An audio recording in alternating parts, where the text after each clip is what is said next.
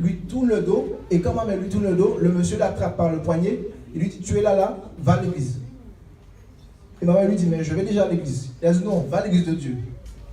Et le dimanche matin, elle se réveille, elle me dit, on va à l'église. J'ai pas compris, j'ai pas compris sur l'instant, et on est allé à l'église. Et le premier jour, on était peut-être assis au fond de l'assemblée, et quand le seul qui présidait dit ouvrons nos Bibles, on s'est rendu compte qu'on n'avait pas de Bible, puisque voilà, on n'avait pas de Bible. Et il y a un monsieur qu'on ne connaît pas qui se retourne, en fait, qui nous interpelle et qui nous donne une Bible. Et dans cette assemblée-là, il y avait un homme de Dieu. Maintenant, avec le recul, c'est seulement maintenant que je comprends. Je le regardais là parce que j'étais blasé, je n'étais pas content d'aller avec ma mère à l'église. Je n'étais pas du tout content. Mais à chaque fois, il y a des choses qui me manquaient en fait. Des choses, après coup, c'est comme des semences. C'est pour ça qu'on dit que même si c'est une parole, même si la personne ne prend pas la chose, même si c'est une petite parole, même Jésus t'aime, ça peut faire un effet dans les années. Et moi j'étais assis là, j'étais blasé, on était avec mon cousin, on s'amusait à chaque fois que le culte allait se finir et que celui qui présidait dit bon, on va se lever, vous clôturer, on sautait en dire ah, on va partir. Et dans cette assemblée-là, il y avait un homme de Dieu, pendant les prières, les louanges, avant de porter son message, je le voyais tout le temps, il était assis et il pleurait en fait. Il pleurait et sa lèvre bougeait. Mais je ne comprenais pas, je disais, mais il est bizarre ce monsieur. Tous les dimanches, il pleure.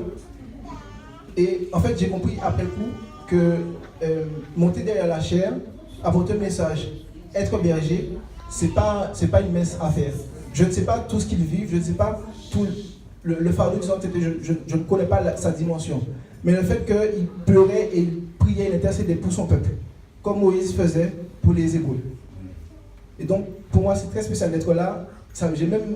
Parce que même avant, je n'osais même pas monter, même pas effleurer la chair. Parce que pour moi, c'est quelque chose de très, très spécial. Je ne veux pas être religieux, mais pour moi, c'est... Voilà. Et donc, je vais rentrer maintenant dans mon message, après ce petit témoignage. Donc aujourd'hui, depuis les témoignages, les chants, comme pour le précédent culte des jeunes, il y a beaucoup d'éléments qui ont été pris, entre guillemets, qui en fait se rejoignent dans mon message. Le titre du message, c'est le thème, c'est « Ne te compare pas aux autres, mais imite Christ ». Amen. Et il y a 2 mois, maintenant, quand on est en étude dimanche, et que l'apôtre m'a dit « C'est quand le prochain culte des jeunes ?» Et mes jeunes frères ont dit « Ah, mais c'est telle date ». Et il m'a annoncé que c'était le 23, donc sur le coup, j'étais un peu choqué. Comment comprendre? Mais en rentrant chez moi, j'ai prié et j'avais mes frères qui m'exhortaient, qui me disaient c'est pas toi, c'est l'esprit. Et effectivement, le message que je vais vous partager, c'était clair en fait dans ma tête. C'était clair. Et je disais tout à l'heure que quand mon frère témoignait, mon cœur battait fort parce qu'il y a beaucoup de choses qu'il a dit. Je dis moi, c'est pas possible. Sachant que je sais que c'est par l'esprit, mais ça me fait toujours peur, entre guillemets. Donc, amen. Donc, ne te compare pas aux autres, mais imite Christ. Donc aujourd'hui, bien sûr, je vais parler de Jésus-Christ. Et je sais que chacun d'entre nous, on a une manière de concevoir Jésus. Je m'explique. Il y a un seul Jésus. Personne n'est comme lui. On est là à le chanter ici, et c'est vrai. Il n'y a pas deux Jésus, il n'y a qu'un seul Jésus. Mais dans le cœur de chacun d'entre nous, on a une conception de ce Jésus-là. Par rapport à nos expériences, par rapport à là où on nous a sortis, on n'a pas la même relation avec Jésus. Amen. On n'a pas la même intimité. Amen. Moi, ce que j'aime beaucoup avec ce Jésus-là, avec le Jésus qu'on sert, le Jésus qu'on confesse, lorsque je commençais à ouvrir la Bible, parce que lorsque ma mère me forçait à l'accompagner dans l'église où on allait, elle me disait le soir, lis-moi un psaume. Et moi, qu'est-ce que je faisais? C'est soit j'attendais qu'elle s'endorme, parce qu'il fallait bien qu'elle s'endorme pour ne pas le lire, ou soit je lisais toujours les mêmes psaumes. Donc, c'est pas que les psaumes ne sont pas bons ou sont mauvais, au contraire, mais il parlait pas, c'est pas comme dans les évangiles où on détaillait la personne de Jésus, on parlait de comment Jésus agissait, comment il pensait. Et donc, quand j'ai commencé à me remettre en question et à dire, mais attends, peut-être qu'il y a un Dieu qui vraiment existe, hein, j'ai commencé à lire les évangiles et je suis tombé, entre guillemets, amoureux de ce Jésus-là, de sa manière de s'exprimer, de sa manière de répondre aux autres, de sa manière de faire face à l'adversité. Je me dis, mais il est trop bien ce gars, il a un truc. Et c'est vrai que la chose que j'apprécie le plus dans les évangiles, c'est la manière de Jésus a d'utiliser les paraboles. La parabole, en fait, elle dit des choses, elle ne dit pas les choses clairement, mais elle les dit assez clairement pour que toi tu comprennes et pour que tu rentres en toi et pour que tu te remettes en cause. Et c'est vrai qu'à chaque fois qu'un pharisien essayait de lui poser une question captieuse, il répondait avec une question qui fait que le pharisien était déstabilisé, que le pharisien rentre en lui-même et disait « Ah, si je dis ça, il va dire ça. Donc je ne vais pas dire ça. » Donc, vous voyez? Mais nous, quand on fait des comparaisons, on ne le fait jamais pour élever l'autre. On ne fait jamais de comparaison pour se remettre en question, mais nos comparaisons que nous faisons, et tout le monde le fait ici, chrétiens, non-chrétiens, tout le monde le fait, c'est pour soit se rentrer dans le déni, soit pour dénigrer, soit pour alimenter notre orgueil. Il y a toujours une comparaison qu'on fait avec l'autre, mais pour refuser la réalité.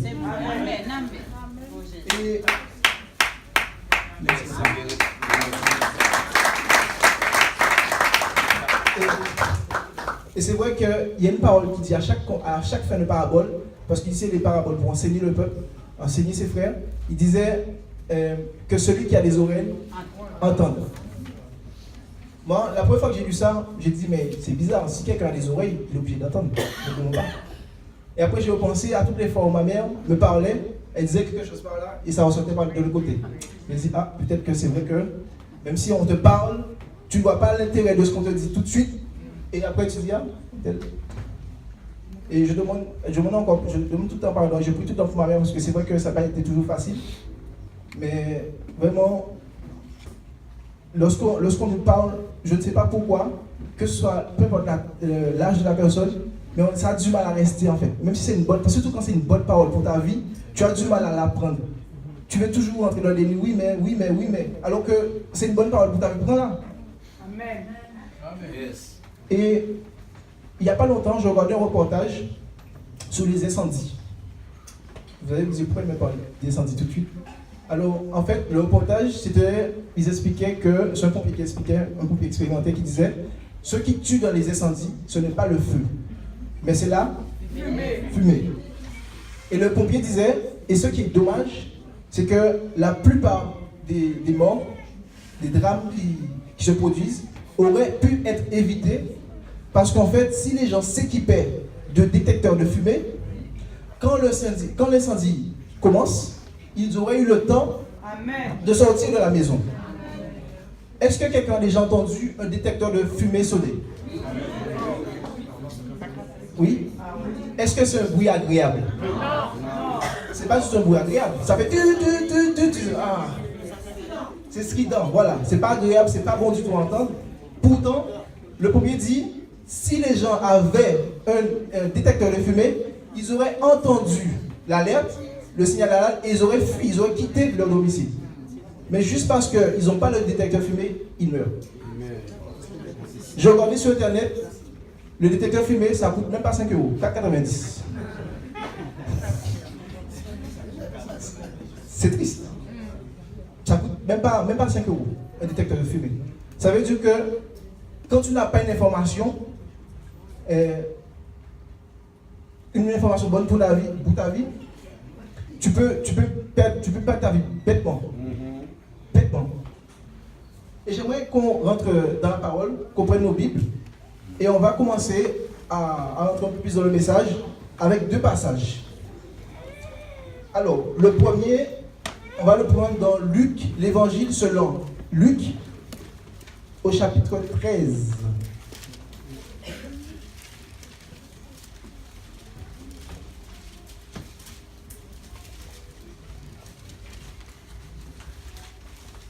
Amen. Amen. Alors, tout le monde y est? Et évangile selon Saint Luc 13, à partir du verset 1. Amen. Alors, on va lire ensemble.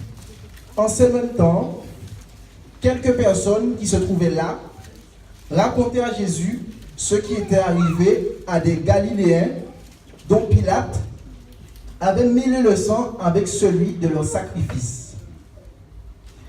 Il leur répondit: croyez-vous que ces Galiléens fussent de plus grands pécheurs que tous les autres Galiléens, parce qu'ils ont souffert de la sorte.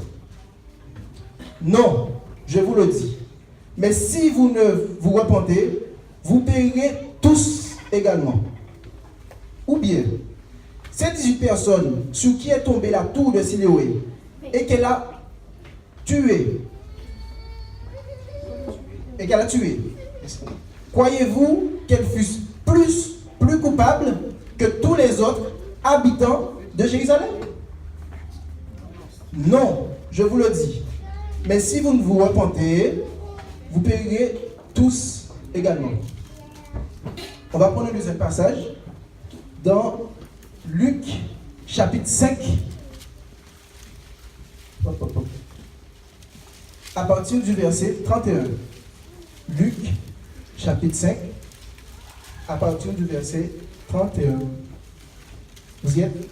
Amen. Amen. Alors, Jésus, prenant la parole, leur dit, ce ne sont pas ceux qui se portent bien qui ont besoin de médecins, mais les malades. Je ne suis pas venu appeler à la repentance des justes, mais des pécheurs. Alors, on va ensemble regarder les deux passages. Dans le premier passage, il y a des Galiléens qui viennent à Jésus parce qu'ils ont entendu parler de Jésus qui fait des miracles. Ils croient que c'est Dieu et ils ont encore des doutes. Et ils vont vers lui et ils disent à Jésus, tu sais Jésus, voici ce que telle personne a fait. Voilà ce qu'il a fait. Et Jésus leur dit, mais c'est pas parce qu'ils ont fait ça et qu'il leur est arrivé ça que vous êtes meilleurs que ces personnes. Amen. Mais malheureusement, nous, comme je l'ai dit au début, quand on fait des comparaisons, lorsqu'on pointe l'autre du doigt, on veut rabaisser l'autre et être au-dessus de cette personne-là. Depuis que je suis petit, j'ai souvent entendu, j'ai grandi en Guadeloupe, j'ai souvent entendu parler des pays voisins, de l'Afrique, et j'ai entendu beaucoup de personnes, et ça m'a toujours chagriné, parce que souvent je suis intéressé. Certains disent, s'il arrive autant de malheurs aux Africains, s'il y a autant de famines en Afrique, c'est choquant, moi ça me choque à chaque fois quand j'entends ça, c'est parce que ces gens-là, ils sont mauvais et ils font de la sorcellerie. J'ai entendu aussi, et je suis concerné, mes parents sont haïtiens, j'ai entendu, si les ouragans détournent les îles proches, détournent les autres pays voisins et frappent seulement Haïti, c'est parce que les Haïtiens sont mauvais, ils font de la sorcellerie. J'ai entendu ça plein de fois dans ma vie. Plein de fois dans ma vie. Et en fait, je me dis, est-ce que les gens se rendent compte de ce qu'ils disent? Parce que cette attitude-là, en fait, c'est comme celle de l'enfant. Il y a des parents ici, j'étais enfant, j'ai déjà pris des coups. Et heureusement, amen. Et lorsque on fait une bêtise et qu'on est puni, là je parle aux personnes qui ont été fils et qui ont eu des frères et sœurs. Donc lorsqu'on a fait une bêtise et qu'on est puni, on a tendance à dire à la personne qui nous a punis, mais tu sais quoi, t'es méchant. Et après coup on dit, ah mais elle tel mon frère, donc Jerry aussi, lui, il a fait ça la semaine dernière. C'est comme une manière déguisée de détourner le regard et le châtiment sur toi et de dire, mais j'ai fait ça, mais tu sais, si tu regardes, mais mon frère aussi, il a fait ça. C'est comme une manière de se cacher en fait, de se cacher du regard de Dieu. Parce que nous savons en fait, nous savons plus profond de nous, nous savons que nous sommes mauvais, au plus profond de nous. Mais, comme moi, il y a des années, on se voile la face. Mon témoignage, c'est le suivant. Moi, je ne croyais pas en Dieu. Je me dis, ma mère a fait le songe, on a commencé à aller à l'église. Même s'il y a des louanges que j'entendais, ça me disait, ah, quand même, c'est pas mal la louange. Ou bien je voyais ces hommes de Dieu qui venaient, qui nous prêchaient, mais non, j'aime pas ça. Et. Ouais, je m'en fais. Amen. Et ce que je disais aux personnes qui me parlaient de Dieu, donc au-delà des arguments, le classique, oui, si Dieu existe, oui, pour être misère, blablabla, je disais, Écoutez, quand je regarde la télé, je vois des gens qui ont tué d'autres personnes. Je vois des hommes qui battent leur mari.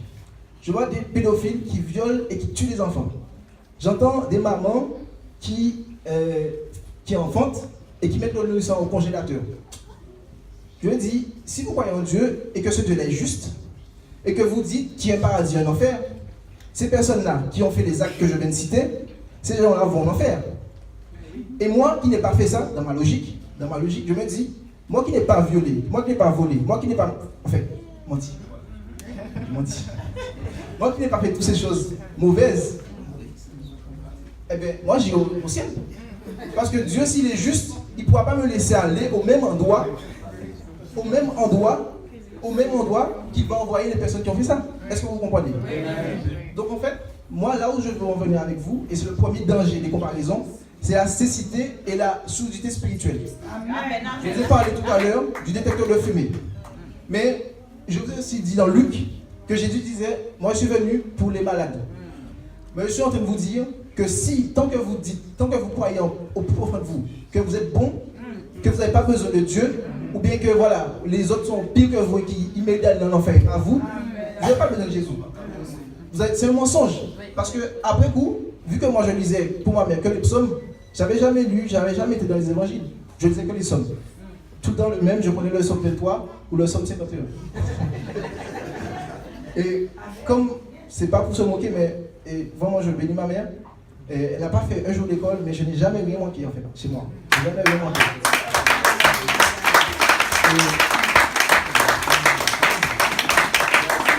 Et franchement, lorsque j'avais cet orgueil en moi, et que je disais, oui, Dieu n'existe pas, moi je pensais au sacrifice en fait, que mes parents ont fait pour m'élever et pour me nourrir, pour permettre que j'aille à l'école. Mes parents ont toujours travaillé dur. Ma mère, juste, même quand elle était enceinte, elle portait des trucs sur sa tête pour vendre de l'ail, de l'oignon, tout ça, pour faire en sorte que je mange. Donc, elle n'a pas pu travailler, mais j'ai jamais manqué de rien. Et au contraire, j'étais vraiment béni. Et donc, quand elle me disait, bébé, viens au psaume pour moi. Elle dit, ok, d'accord. J'attends, quand je vois qu'elle descend au pas, je dis, ok, je vais prendre l'avion, je vais tenir le psaume. Et après, je lis le psaume 23, je lis le psaume 51, le psaume 103, voilà. Et comme elle ne lit pas, elle peut comprendre, elle va courir, elle va voir. Donc elle comprend que je lui dis tout le temps les mêmes choses. Vous voyez? Et en fait, comme je n'avais jamais lu les évangiles, quand je suis tombé sur Romains 3 qui dit nul n'est juste, nul ne cherche Dieu, nul ne fait le bien, il n'y a pas de distinction, ils sont tous pervertis, ils vont tous en enfer. C'était comme un choc. Je me dis, mais attends, je ne sais pas aussi bon que je le pensais. Mais c'est dingue, c'est quoi ça? Et maintenant, je comprends, quand j'ai eu cette révélation, quand je suis tombé sur ces passages, après les choses qui se sont arrivées, parce que là je ne veux pas, ça va prendre tout le temps, je me dis, wow, mais je ne sais pas aussi bon que je le pensais. Et là la Bible me dit, en fait, qu'on a tous péché et qu'on ira tous en enfer. On ne mérite pas d'aller au ciel, mais le seul endroit où on mérite d'aller, c'est en enfer. Je dis, mais c'est pas, comment dire, c'est triste. Et là, c'est là que je comprends, parce que le dimanche de Pâques à la maison, vous savez, sur les chaînes locales en Guadeloupe, il y avait toujours un film sur Jésus. Mais quand le film passe, je dis, je vais zapper ça. Je ne comprenais pas en fait l'intérêt en fait, de Jésus. Pourquoi le christianisme, c'est une de, en fait, je ne sais pas s'il y en a une deuxième, mais je ne pense pas. C'est la seule religion où le Dieu meurt pour ses fidèles. Ça n'a pas de sens. Je dis, mais c'est bizarre. Et après coup, je dis, ah, c'est pour ça.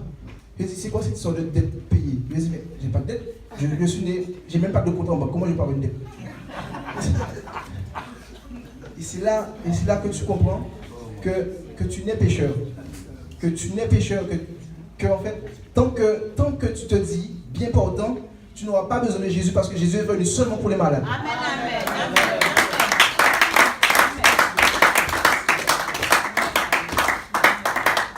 Et c'est très très fort.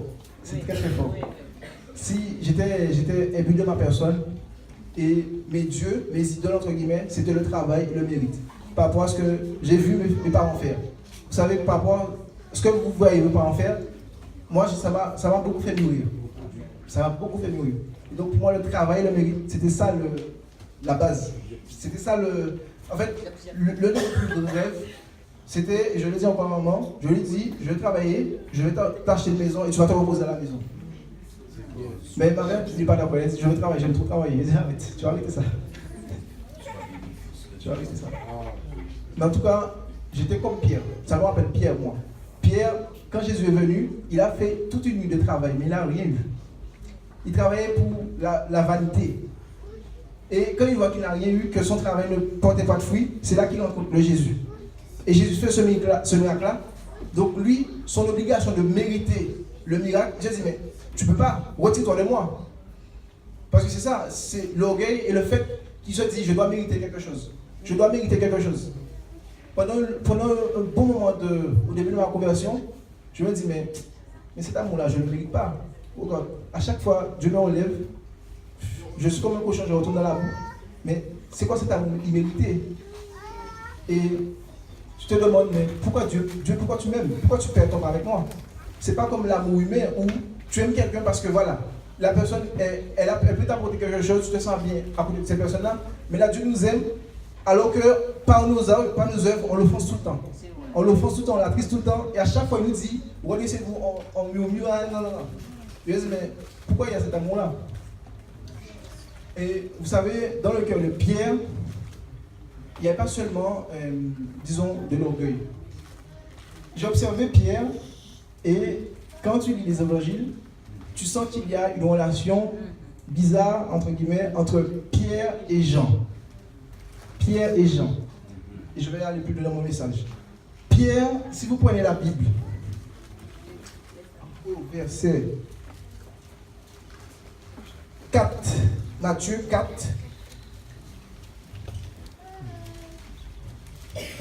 à partir du verset 17. Matthieu 4, à partir du verset 17. Vous y êtes? Alors, dès ce moment, Jésus commença à prêcher et à dire, repentez-vous, car le royaume des cieux est proche. Comme il marchait le long de la mer de Galilée, il vit deux frères, Simon, appelé Pierre, et André, son frère, qui jetaient un filet dans la mer, car ils étaient pêcheurs. Il leur dit, suivez-moi et je vous ferai pêcheurs d'hommes. Aussitôt, ils laissèrent les filets et le suivirent. Au verset 21, de là, étant allé plus loin, il vit deux autres frères, Jacques, fils de Zébédée, et Jean son frère, qui étaient dans une barque avec Zébédée leur père et qui réparaient leurs filets. Donc, je ne sais pas si vous saviez, mais Jean est celui, je crois que c'est l'apôtre de l'amour. Jean, c'est l'apôtre de l'amour. Okay?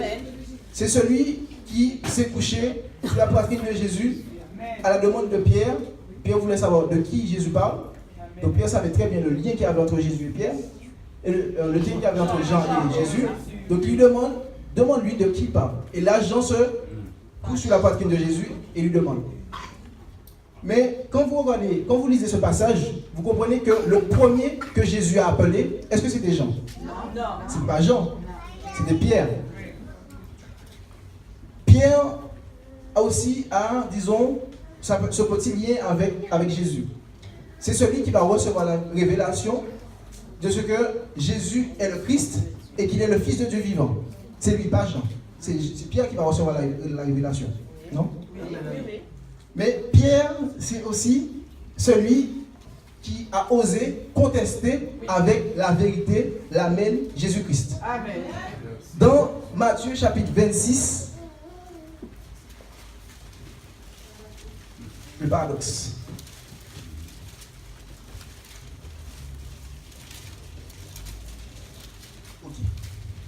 Dans Matthieu 26, chapitre 26, à partir du verset 31, nous lisons la parole. Alors Jésus leur dit, je serai pour vous tous cette nuit une occasion de chute. Jésus qui parle, hein? Car il est écrit, je frapperai le berger et les brebis du troupeau seront dispersés. Mais après que je serai ressuscité, merci mon frère, je vous précéderai en Galilée. Pierre, prenant la parole, lui dit, quand tu serais pour tous une occasion de chute, tu ne le seras jamais pour moi. Jésus lui dit, je te le dis en vérité. Je te le dis en vérité. Cette nuit même, avant que le coq chante, tu me renieras 3 fois. Alors Pierre lui répondit, quand il me faudrait mourir avec toi, je ne te renierai pas. Et tous les disciples dirent la même chose. Là où je veux en venir avec vous, c'est que le même Pierre qui a reçu la révélation, que les autres n'avaient pas reçu, que Dieu a utilisé pour dire, tu es le Christ, le Fils de Dieu vivant, le même Pierre a contesté avec la vérité. Vous voyez un peu le paradoxe? Et je me suis dit, mais c'est bizarre. Comment le gars, enfin, il a reçu par révélation, on est d'accord. Mais comment il a dans son premier temps reçu la révélation et dans un deuxième temps, il fait la bêtise de contester la vérité. Parce que Jésus est l'amen et la vérité, n'est-ce pas? Amen. Donc Jésus, le même Jésus dit, et ça, dans les évangiles, quand vous lisez ça, c'est un plaisir de le lire, en vérité, là il dit, je te le dis en vérité, déjà lui-même c'est la vérité, mais il est cité encore, il dit, je te le dis en vérité, et Pierre ose contester encore. Il dit, non, tu mens. C'est comme s'il disait, Jésus, tu mens. Je te dis, arrête, tais-toi là, tu vas pas, je ne vais pas être une occasion de chute pour toi.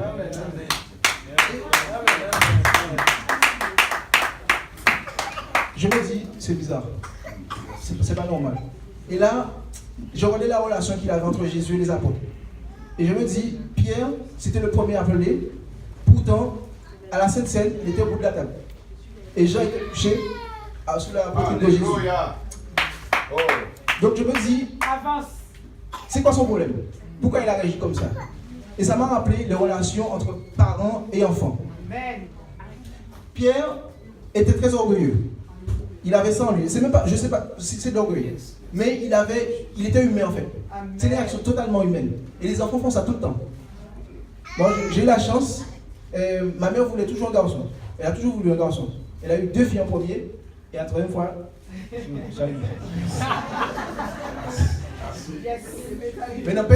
mais il n'empêche, là où je veux en venir, c'est que Pierre, malgré le fait qu'il était le premier appelé, qu'il était le premier que Jésus a dit, viens, dans l'intimité, il n'était pas là en fait.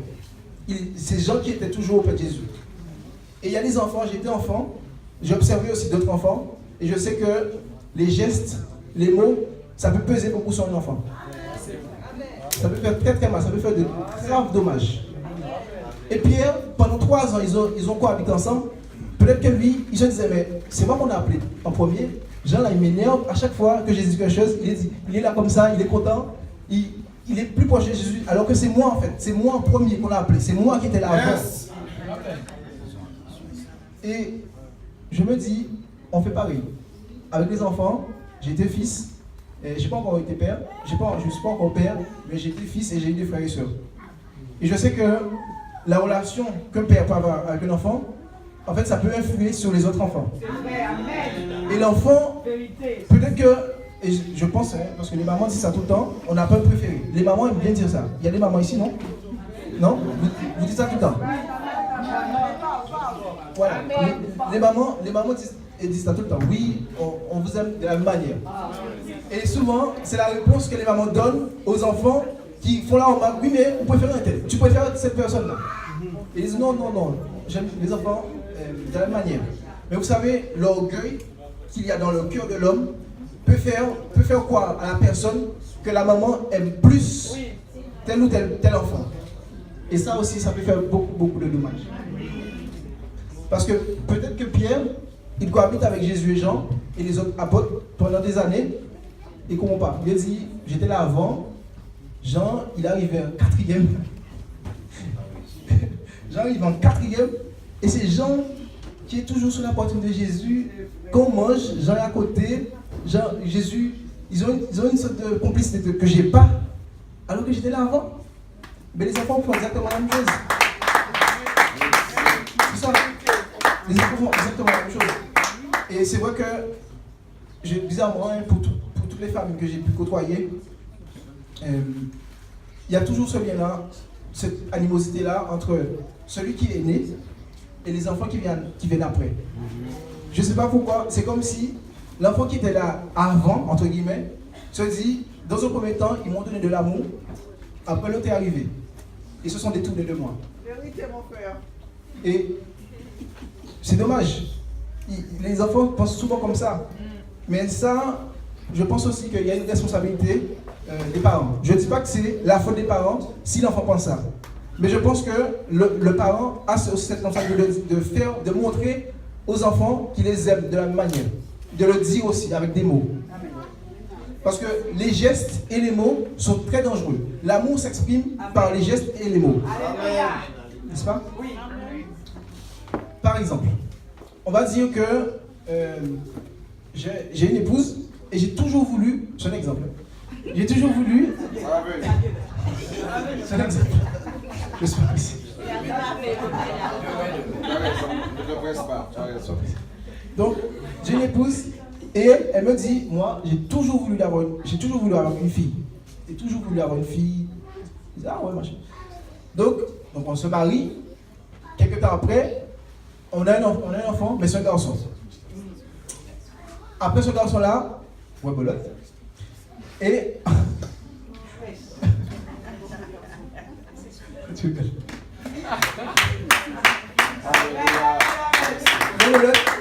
On a encore un garçon. On a encore un garçon. Donc là,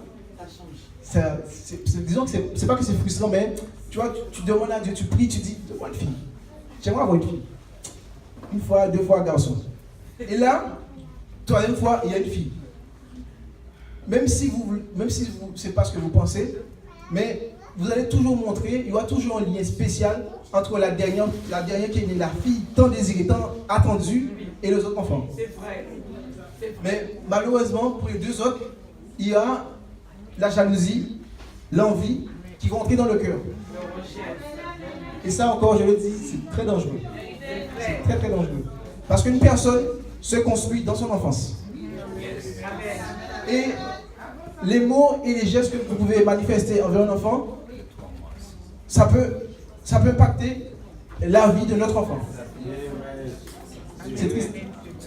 Toute sa vie, effectivement.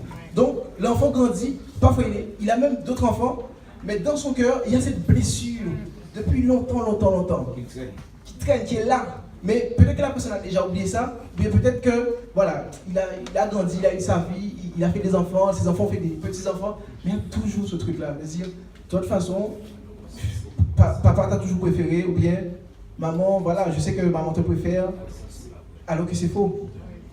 Mais l'orgueil a fait croire à cette personne-là que c'est vrai, et dans son cœur, soit il y a de la haine, soit il y a de l'envie, soit il y a un complexe. Et ce complexe-là, il peut être soit d'infériorité de oui. Donc, ça passe par quoi? Comment ça vient? J'ai observé les enfants. Je le dis encore, je ne suis pas encore père, mais j'ai été fils. Donc, j'ai cette expérience-là au moins, qu'on peut. Et je vois, par exemple, un père qui sort au travail, et quand il passe la porte, c'est toujours le même enfant qui court vers lui et qui le fait un câlin. Les autres enfants regardent. Ils disent, oh, toujours elle.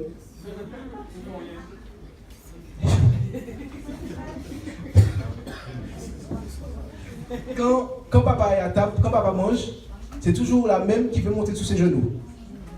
Et le deuxième regarde, il dit, ouais, toujours elle. Quand je demande à papa un cadeau, papa me dit non, on se bagarre même. Mais quand l'autre va demander, papa dit non au début, mais après il dit oui. Il dit, oh, toujours elle. Et dans le cœur de la personne, il y a un truc qui se crée. Il y a une blessure qui se crée. Ça, on ne peut pas le nier. Je vous ai parlé des gestes, mais il y a aussi les mots. Je vais vous donner un exemple. J'ai observé ça beaucoup. Et j'ai déjà réprimandé des personnes parce que je sais ce que ça fait. Je sais ce que c'est. C'est pas que j'ai été victime, mais on m'a déjà comparé à d'autres enfants. Et vous savez, il y a des dames ici, vous imaginez que les femmes, en général, elles aiment beaucoup les chaussures. Si vous voyez une belle chaussure,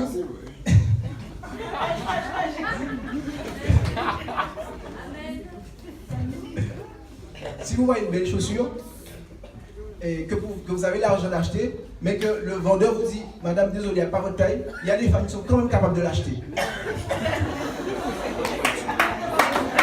La pointure, pardon, la pointure.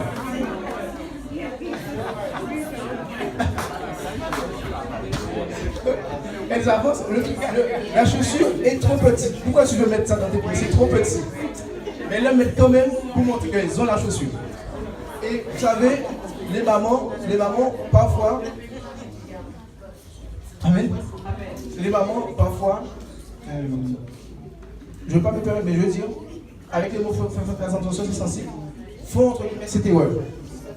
J'ai un enfant qui est turbulent, qui est embêtant, qui me fait beaucoup parler, et je vais oser lui dire, mais pourquoi tu n'es pas comme un tel? Regarde, lui, il est assis là, il est sagement, il ne m'embête pas. Toi, depuis le temps là, tu fais tout le temps comme m'embêter. Pourquoi ce n'est pas comme un tel? Regarde, un tel travaille bien à l'école, mais vous, à chaque fois que tu reviens, c'est avec des mauvaises notes. C'est des petits mots comme ça. Ça commence comme ça en fait. Et l'enfant, qui peut-être, sa taille c'est 37, on veut absolument le forcer à rentrer dans une pointure supérieure. Donc, c'est un peu la même chose que nous faisons. Et dans le cœur de l'enfant, il se dit, depuis que je suis petit, tout ce que je fais, tout ce que j'essaie de faire, même quand j'essaie de plaire à mes parents, ils me rabaissent. C'est jamais assez bien parce que l'autre a fait mieux.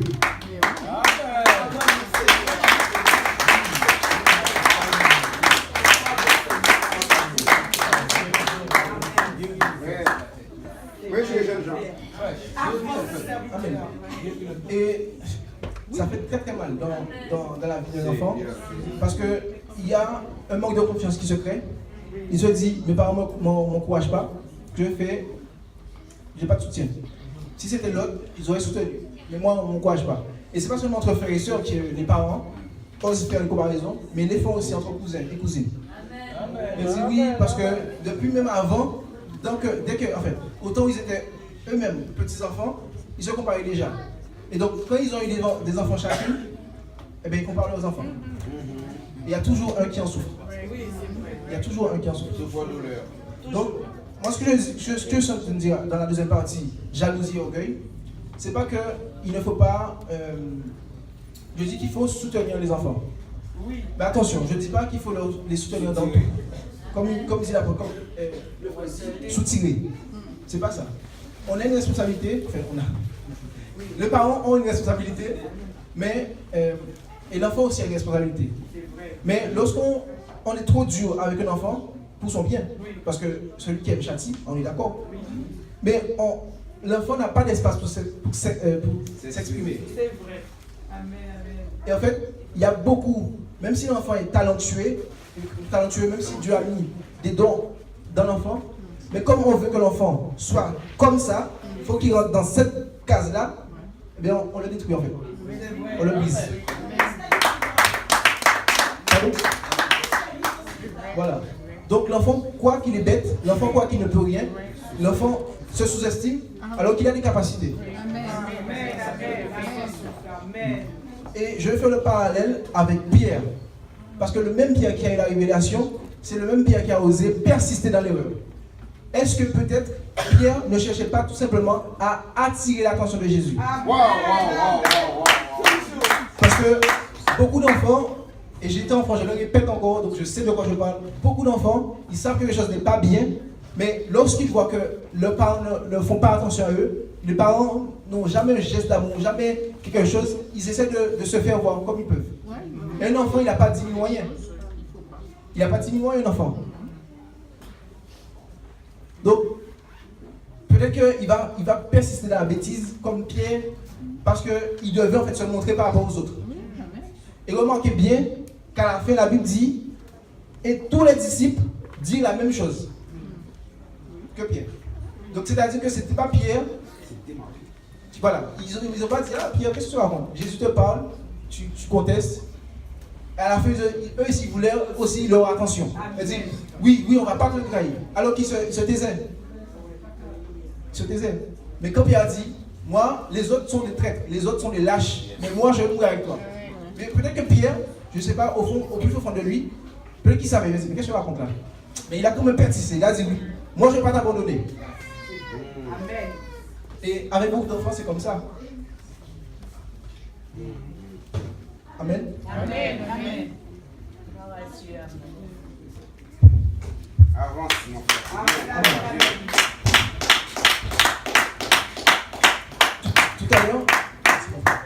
Tout à l'heure, je disais qu'il ne faut pas encourager un enfant dans une mauvaise voie.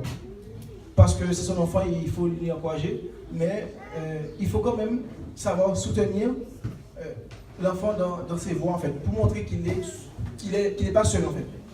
Qu'il est aimé. Ça passe juste par l'enfant veut faire quelque chose.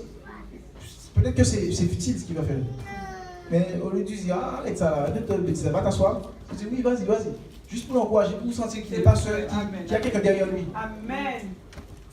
Et j'aimerais qu'on prenne Matthieu 20, s'il vous plaît. L'évangile selon Matthieu.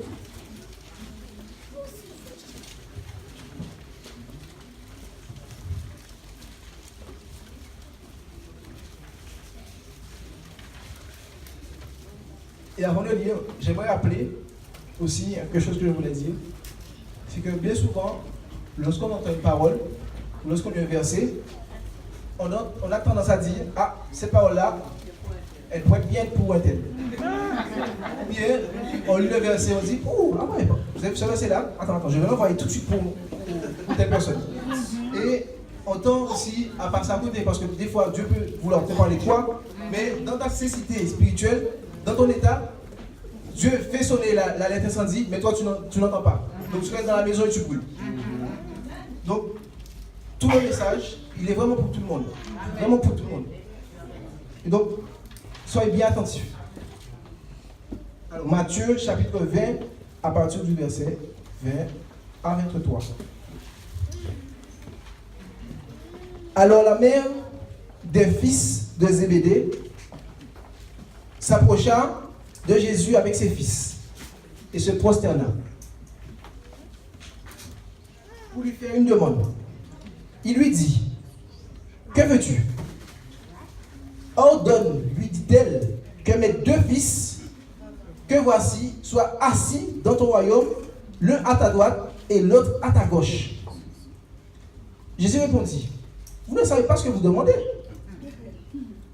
Pouvez-vous boire la coupe que je dois boire? Nous le pouvons, dit-il.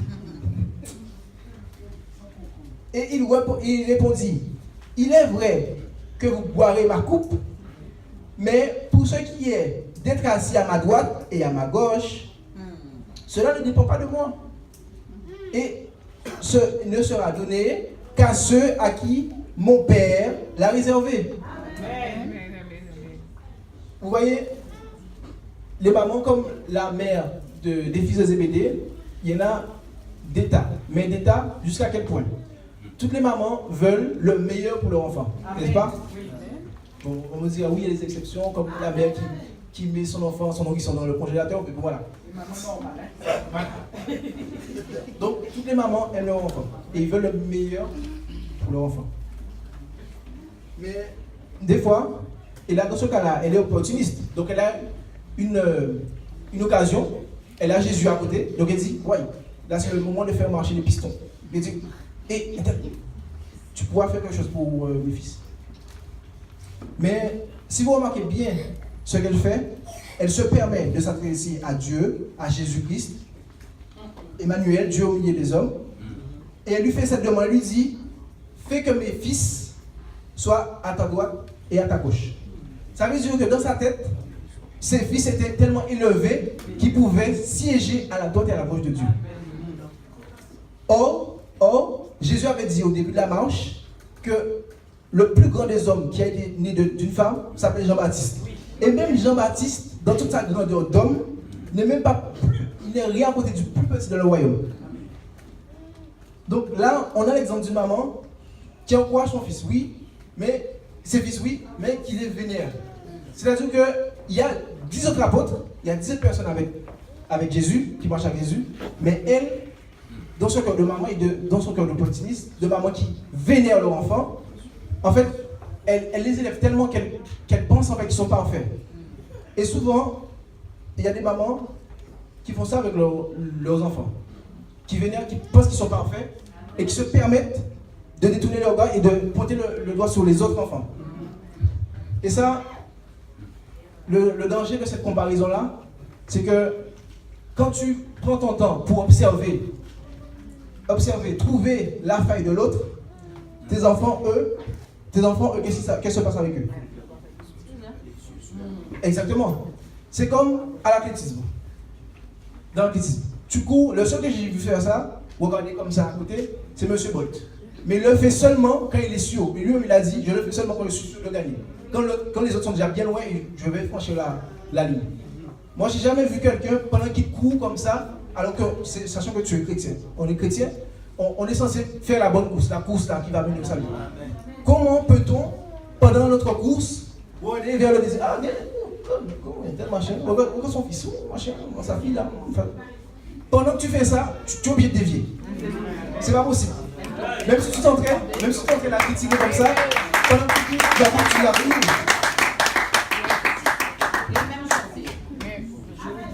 Oui, mais tu cours, tu auras à côté, tu es obligé de partir à côté. Ce que tu critiques, eh bien, finalement, tu vas vers ce que tu critiques. Parce que normalement, on doit garder le regard vers là-haut. Même quand je passe le permis, on me dit, si tu regardes là comme ça, mais tu vas aller là. Mais si tu portes ton regard loin, tu vas aller loin. Yes! Quand même. Alléluia!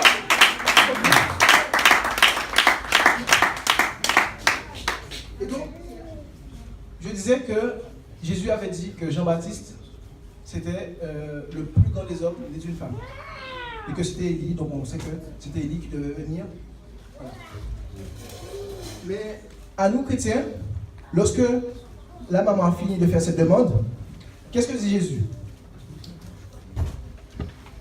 Il dit, à partir du verset 24, parce que je veux aussi vous montrer les conséquences que la comparaison a eues sur les autres. Au verset 24. Les 10, ayant entendu cela, furent indignés contre les deux frères.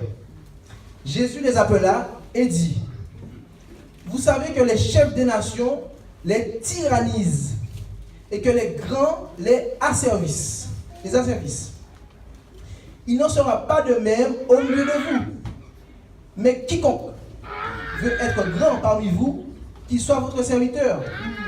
Et quiconque veut être le premier parmi vous, qu'il soit votre esclave.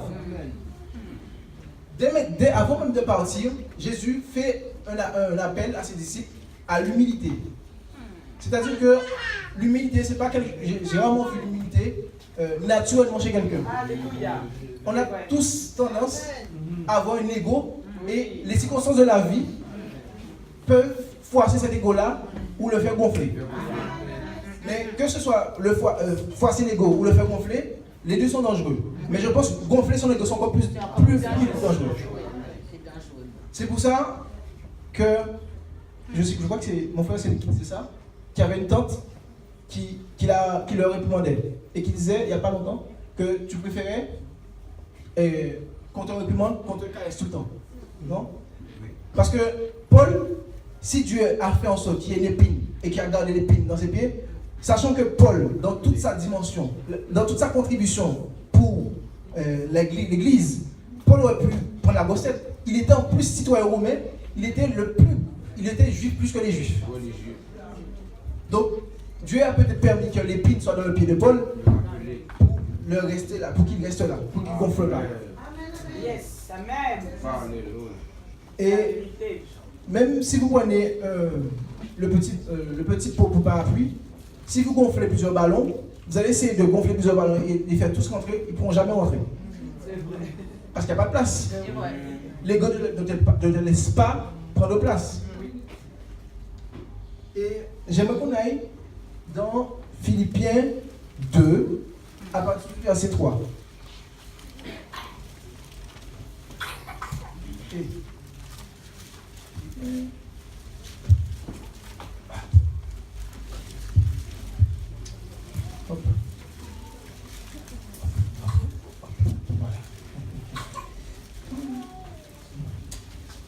Philippiens 2, à partir du verset 3.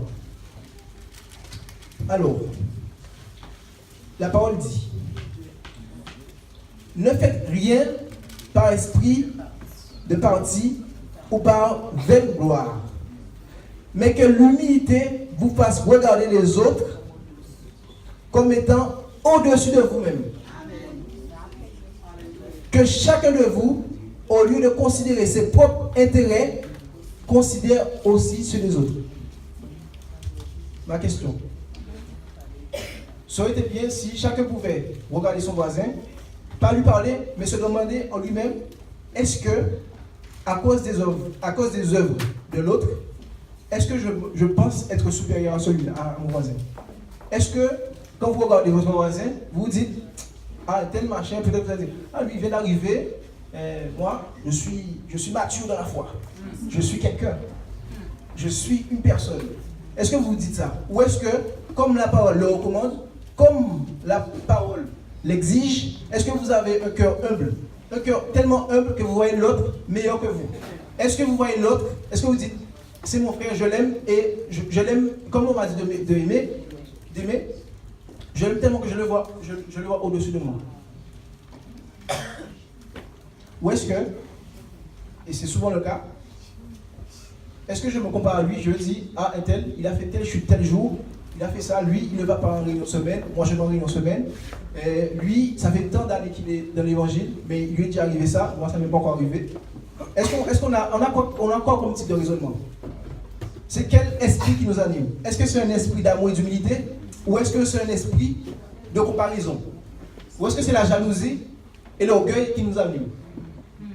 Ou est-ce qu'on se dit, parce que ça, je pense que si c'est encore nous, c'est que peut-être qu'il y a une partie de nous qui n'est pas morte avec Christ à la porte.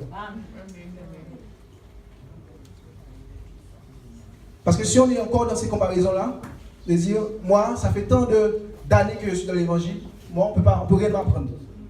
On se dit, la parole a déjà tout donné, elle a plus de secret que moi.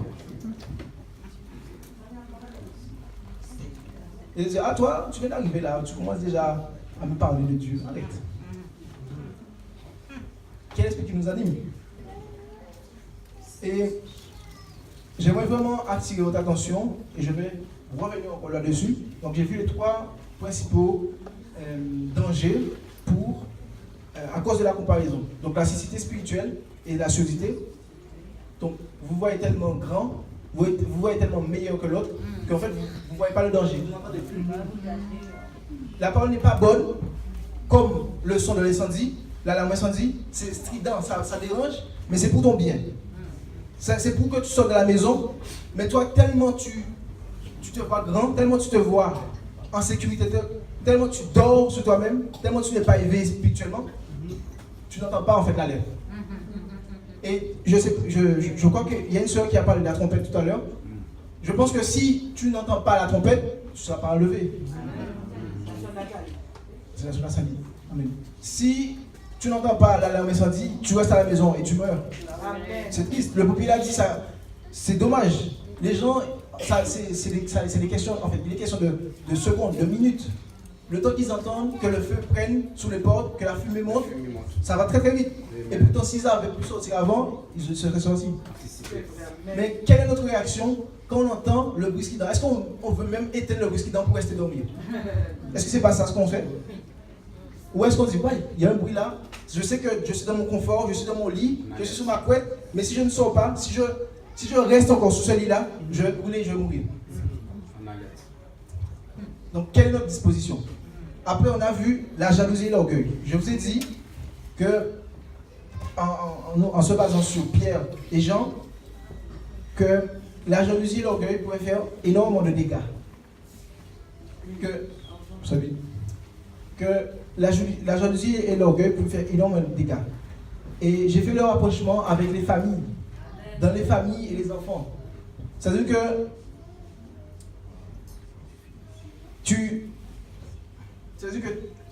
il y a les enfants, il y a de l'amour, mais peut-être maladroitement, on peut heurter l'enfant. On peut heurter l'enfant, on peut lui faire du mal. Et l'enfant, en retour, avec ses propres armes, il essaie de s'exprimer à sa manière. Mais souvent, il le fait par des bêtises.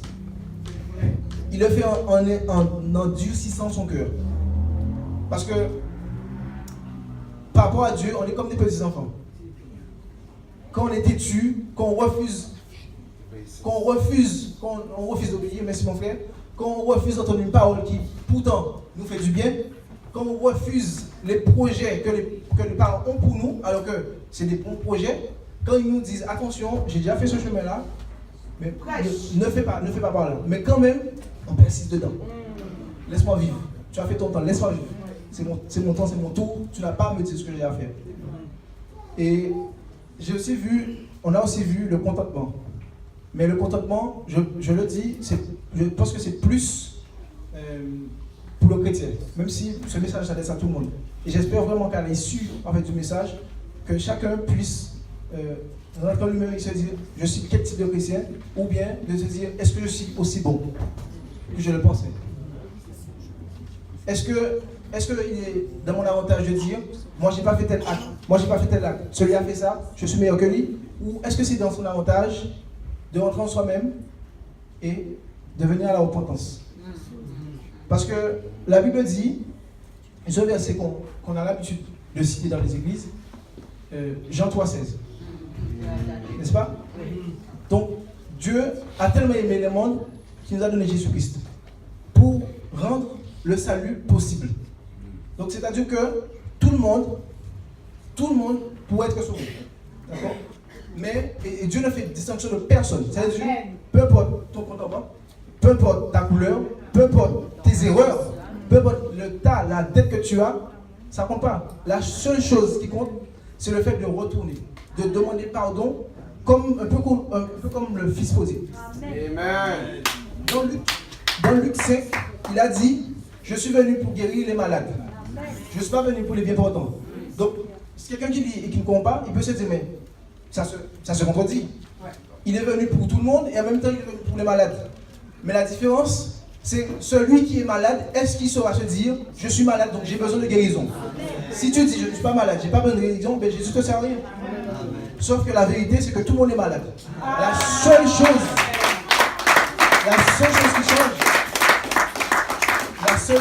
qui change, c'est le pas de faire, de dire, je reconnais, c'est vrai, j'ai fait ça, je ne suis pas aussi bon que je le pensais, j'ai des péchés, parce que l'autre a fait un péché qui, pour moi, moralement, est plus grave, ne fait pas de lui quelqu'un de moins bien que moi. Il a aussi péché, nul n'est juste, la Bible dit, nul n'est intelligent, nul ne cherche Dieu, il n'y a pas de distinction, car tous sont pervertis et tous sont privés de la gloire de Dieu. Tous. Donc, est-ce qu'on est capable de rentrer nous-mêmes et d'arrêter de se cacher derrière les comparaisons? Parce que au début, je dis, les comparaisons, ça sert à se renier, à se contenter, à se complaire nous-mêmes. De dire, j'ai fait ça, oui, mais quelqu'un a fait pire que moi. Et remarquez bien que dans les prisons, même dans les prisons, quand les prisons, on va dire, on va d'abord définir c'est quoi un péché. Donc, un péché, c'est quand on transgresse la loi de Dieu. C'est quand on offense Dieu. D'accord? En prison, vous avez des personnes qui ont transgressé la loi des hommes. Et la société les met à part pour se protéger et pour que l'autre puisse rentrer en lui-même et dire j'ai fait ça, maintenant je peux sortir, j'ai compris la leçon. Mais même en prison, on fait une hiérarchisation des criminels. On se dit, lui, moi j'ai tué peut-être, j'ai braqué une banque, mais en tout cas, moi je ne suis pas un pédophile, j'ai pas tué d'enfant. Donc, le violeur, il sera jugé, voilà. Il sera jugé aussi, il sera persécuté parce qu'il est violeur. Mais regardez bien le paradoxe. Dans la société, on essaie de se protéger en jugeant des hommes, en les mettant à part, mais même les hommes qui sont à part se jugent entre eux. Parce que c'est humain, c'est totalement humain, on cherche tout le temps à se justifier. Mais Dieu ne veut pas ça. Dieu, on ne peut pas se justifier par nous-mêmes. Peut-être que moi, quand j'ai compris qu'il n'était pas assez bon, peut-être que j'aurais pu rentrer moi et me dire, oh, mais j'ai un retard, j'ai une dette. Il faut que je fasse des bonnes œuvres pour combler. Mais la Bible te dit, non, personne ne peut racheter. Personne ne peut se racheter. Amen. Et il y a un psaume que j'aime beaucoup, on n'est pas obligé de le chercher, si vous le cherchez, c'est le psaume 49. On va le chercher. Alléluia! Merci Jésus.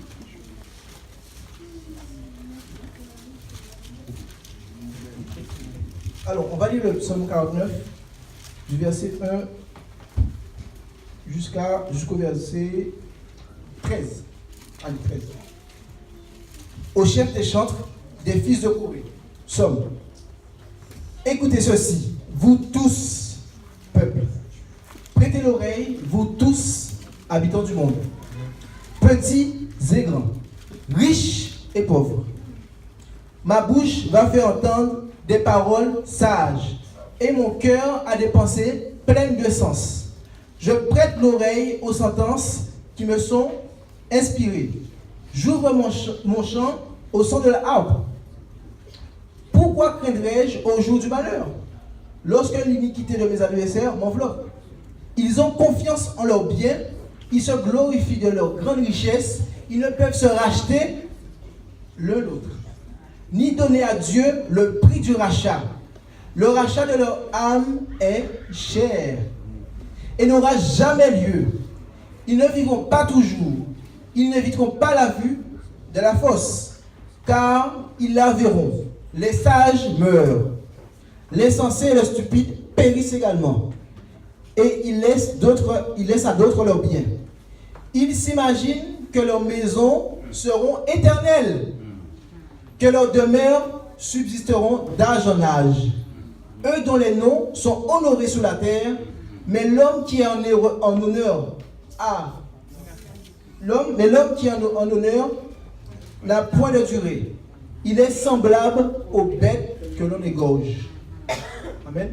Amen. Vous voyez, dans ce passage encore, on voit la vanité, en fait, et les valeurs que nous inculquent nos sociétés.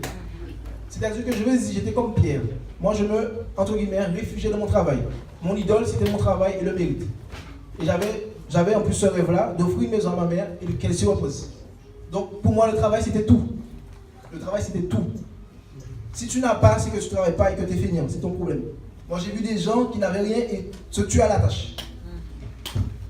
Et là, quand Dieu me parle, quand Dieu t'attire, parce que Dieu, je crois, son plan, c'est que chaque homme vienne à la repentance et qu'accepte Jésus-Christ. Moi, je le crois. La Bible dit, je ne veux pas que le méchant périsse, mais ce que je veux, c'est qu'il périsse et qu'il change de voie.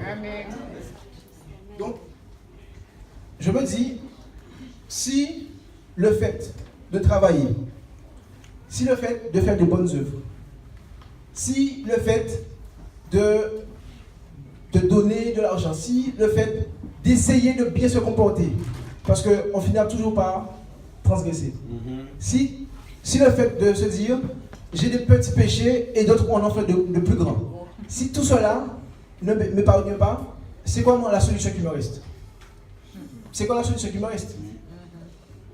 Et là, tout prend sens dans ma tête. Tous les dimanches de Pâques, ou quand je voyais les films sur Jésus, je zappais. Toutes les fois où je parlais avec des chrétiens et qui me disaient, Jésus t'aime, tout poignait en fait. Tout, en fait, faisait un puzzle en fait. Ça constituait le puzzle. Et c'était comme un choc. Je me dis, qu'est-ce que j'ai fait pour mériter un amour comme ça? Je reniais Dieu. Je le reniais par ma façon de parler, ma façon de penser. Mais Dieu, c'était le mérite et le travail. Et je vois que malgré ça, il m'aime. Pourquoi en fait? Et il n'y a pas longtemps, je lisais un passage dans Jean où Jésus est déjà ressuscité. Et en fait, il vient voir les disciples à côté d'un lac. Et en fait, de la même manière que Jésus avait prédit que Pierre allait le renier 3 fois, Jésus demande 3 fois à Pierre s'il l'aime. En français, on ne le voit pas, mais le verbe aimer qu'il utilise est différent en fait dans d'autres langues. Ce n'est pas le même verbe. Lorsque Jésus parle à Pierre, on va prendre le passage. Vous voyez, vous faites beaucoup de lecture avec moi.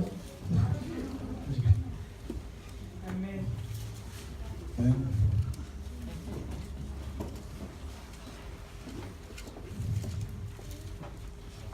Alors, Jean 21, à partir du verset 12. Jean 21, à partir du verset 12. Vous y êtes? Amen. Je lis la parole de Dieu. Jésus leur dit, venez manger. Et aucun des disciples n'osait lui demander, qui es-tu? Sachant que c'était le Seigneur. Jésus s'approcha, prit le pain et leur en donna. Il fit de même du poisson. C'était déjà la 3e fois que Jésus se montrait à ses disciples depuis qu'il était ressuscité des morts. Après qu'ils eurent mangé, Jésus dit à Simon-Pierre, Simon, fils de Jonas, m'aimes-tu plus que nous-mêmes ceci? Il lui répondit, oui Seigneur, tu sais que je t'aime. Jésus lui dit, paie mes agneaux. Il lui dit une seconde fois, Simon, fils de Jonas, m'aimes-tu? Pierre lui répondit, oui Seigneur, tu sais que je t'aime. Une 3e fois, Jésus lui dit, paie mes brebis. Une 3e fois, il lui dit pour la 3e fois, Simon, fils de Jonas, m'aimes-tu? Pierre fut attristé de ce qu'il lui avait dit pour la 3e fois, m'aimes-tu? Et il lui répondit, Seigneur, tu sais toutes choses, tu sais que je t'aime. Jésus lui dit, paie mes brebis. En vérité, je te le dis, quand tu étais plus jeune, tu te saignais toi-même et tu allais où tu voulais. Mais quand tu seras vieux, tu étendras tes mains et un autre te saignera et il te mènera où tu ne voudras pas. Il dit cela pour indiquer par quel mot Pierre glorifierait Dieu. Et ayant ainsi parlé, il dit, suis-moi. Suis-moi.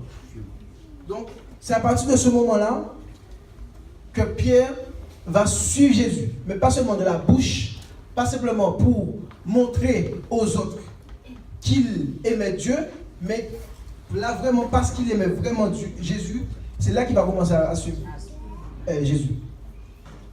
Au verset 20. Et ayant ainsi parlé, il lui dit, donc suis-moi. Pierre s'est retourné, vit venir après eux le disciple que Jésus aimait.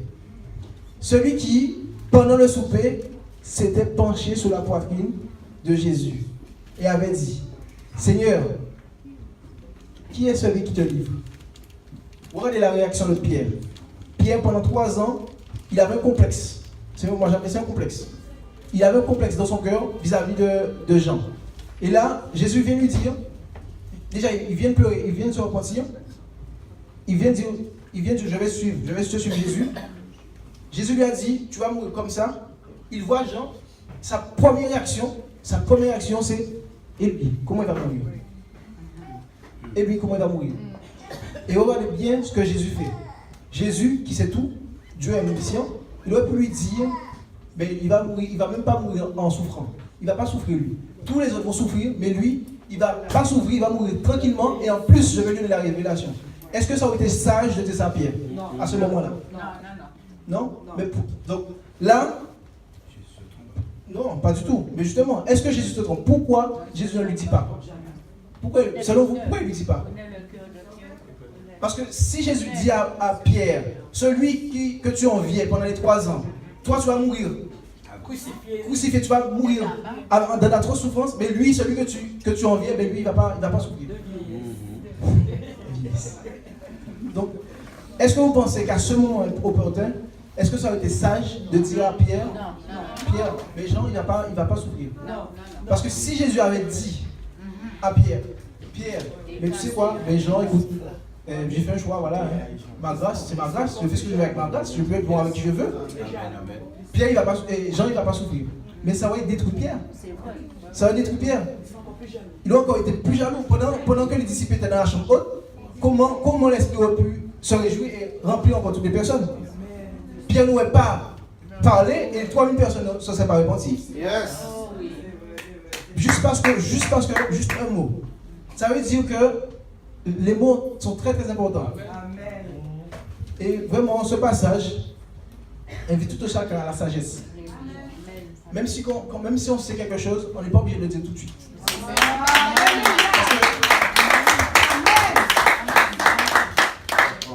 Parce que le cœur de l'homme, notre cœur est mauvais. Tout le temps, quand je prie, Je lui ai dit, Seigneur, pourquoi tu m'aimes? Parce que tu rentres en toi et tu vois comment tu es mauvais. Comment tu essaies de te défendre en te comparant avec l'autre. Comment tu es méchant, tu le vois. En fait, quiconque rentre en lui, quiconque veut se sonder, vraiment, il est obligé de pleurer amèrement. Parce que Dieu t'aime, mais tu ne sais pas pourquoi il t'aime. Et tu vas t'attendre à la question, mais pourquoi il m'aime? Dans ce monde-là, quand tu aimes quelqu'un, il y a un intérêt. Même entre les couples, tu l'aimes parce que dans sa présence, tu te sens bien. Il y a toujours quelque chose. Et là, tu as un Dieu que tu déçois tout le temps, il t'aime. Il t'aime. Tu n'as rien à lui apporter. Il est de toute richesse. La Bible dit que la terre est son marchepied et que l'univers dans le creux de sa main. Et malgré ça, il perd son temps, entre guillemets, avec toi. Il te relève à chaque fois que tu tombes. Il prend le temps ici, relève-toi. Alors qu'il a tout, tu n'as rien à lui offrir. Tu n'as rien du tout, il n'y a rien qui l'intéresse. C'est pas comme les amours déguisés du monde. Je te check parce que tu me fais du bien, ou je te check parce que voilà, tu as une position. C'est pas ça. On n'a rien du tout, à apporter à Dieu. Et pourtant, il nous aime. Et c'est pour ça que le psalmiste disait, et c'est pour ça que j'ai présenté le texte dans ta maison, par rapport aux fruits en fait, la louange. Si on peut agréer, si on peut réjouir le cœur de Dieu, c'est seulement en le louant et en nous conformant, en vivant comme il veut en fait. Et c'est la seule chose que Dieu, entre guillemets, n'a pas, je me permets de dire ça, qu'il n'a pas entre guillemets, et qu'on peut lui apporter. Des louanges sincères. Et quand tu rentres en toi, quand tu penses d'où il t'a retiré, la louange c'est comme, en fait ça coule. C'est automatique.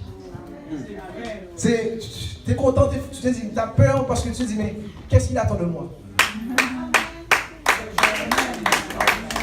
Amen. Et c'est vrai, comme l'apôtre l'a soufflé, on ne peut pas acheter Dieu par les œuvres. Et Amen. Et il n'y a pas de chantage. Et surtout, c'est pas comme.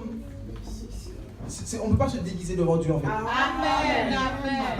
Dans les relations humaines, on a tous tendance à. Tous tendance, je ne vais pas me permettre, mais les hommes ont tendance à se déguiser. À ne pas montrer leur face tout de suite. Bien à jouer double jeu. Avoir un masque, à être hypocrite. Mais en fait, là, tu as un Dieu devant qui tu es totalement nu. Qui te connaît mieux que toi-même. Il connaît les choses les pires sur toi. Les pires choses que tu as fait, que tu n'as jamais avoué à personne. Et pourtant, il t'aime, c'est la personne qui t'aime le plus.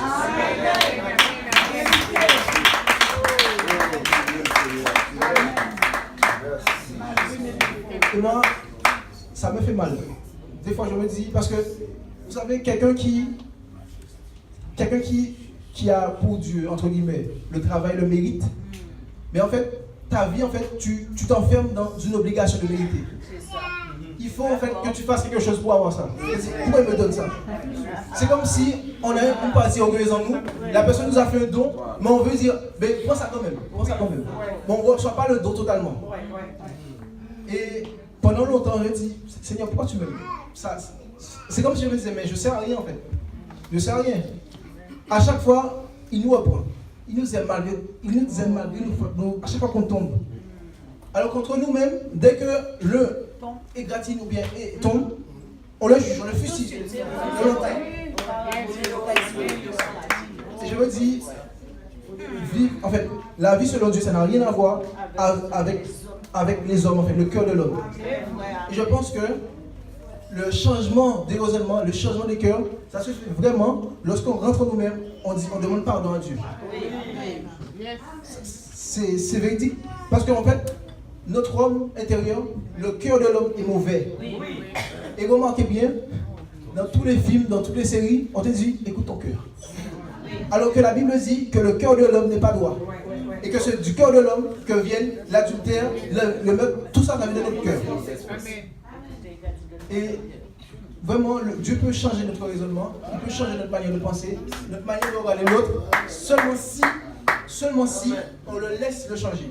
Seulement si on le laisse nous guérir. Tant qu'on pense ça, qu'on n'est pas malade, qu'on n'a pas besoin de changement, qu'on n'a pas besoin de Jésus-Christ, mais on ira droit en enfer.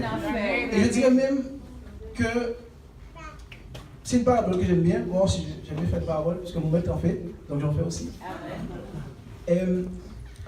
Jésus-Christ, nous étions sous l'empire du péché. Romains 3, 21, je crois, nous dit que nous étions tous perdus et nous étions tous sous l'empire du péché.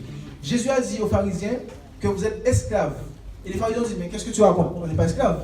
Et il a rétorqué, il a dit, quiconque permet le péché, esclave du péché. Et moi, la rédemption, je la vois comme ça. Je la vois comme nous, pécheurs, étant en prison, dans le couloir de la mort. Et Jésus-Christ, sans qu'on le mérite, sans qu'on le mérite par nos œuvres, vient et prend l'injection létale à notre place. Il la prend à notre place et il réclame, il sort. Mais toi, si tu n'as pas l'information de ce que quelqu'un de t'a déjà payé pour toi, celui qui te retient enfermé ne va jamais te le dire. Parce qu'il veut aussi prendre ta vie. C'est pourquoi il est bon de réclamer, oui, et de rappeler son identité. Parce que celui qui nous mettait sous les chaînes ne veut pas en fait qu'on sorte. Alors que la dette a déjà été payée. Donc en soi, tout le monde peut être sauvé, tout le monde est libre, tout le monde, l'épée de Damoclès qui est sous la tête, elle est déjà enlevée, mais tout le monde ne le sait pas. Donc beaucoup de personnes sont en prison. Il faut que des personnes se lèvent, des personnes qui sont heureux d'être sorties de la prison, pour dire, écoute, tu es en prison, le péché là, qui te casse la tête, ce péché là, mais quelqu'un l'a déjà pris. Et tu peux être libéré. Mais si personne n'avertit la personne, mais il va rester en prison. Alors que la peine a déjà été payée. Ça a déjà été payé. Jésus a pris son injection létale et il a ressuscité au 3e jour.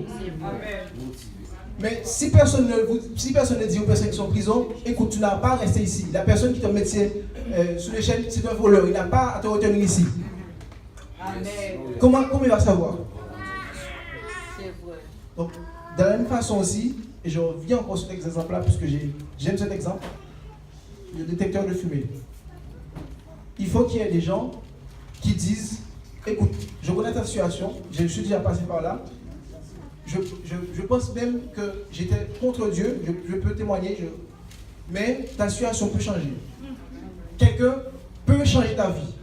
Ta destinée peut être changée. Mais si ceux qui sont sortis de la prison retournent, tout le dos seulement pour y retourner, mais pas pour dénoncer l'œuvre du propriétaire de la prison, le monde, comment on va faire? Ce que je dis, on retourne souvent dans nos péchés, on retourne sous les chaînes, nous-mêmes, sachant que la plupart ici sont noirs. Nos ancêtres fuyaient dans les bois. Les fameux Negmaon. Ils fuyaient les chaînes. N'est-ce pas? Parce que la chaîne, notre bourreau, c'est dur, n'est-ce pas? Mais nous, Christ nous a libérés, nous a affranchis de grands prix. On est dans la montagne, on fuit, on vit, et on retourne de temps en temps dans la plantation pour reprendre des coups. Est-ce que c'est normal? Non. Les seules fois où on retourne, c'est pour retourner la plantation et travailler la terre. Faire comme dans le monde. Mais on n'y retourne jamais, du moins rarement, pour dire à ceux qui sont dans les cellules, écoute, tu peux sortir. La clé qui est là, la cellule qui est là, c'est pas une cellule. Quelqu'un a déjà brisé cette cellule-là, tu peux sortir, tu es libre. Alléluia.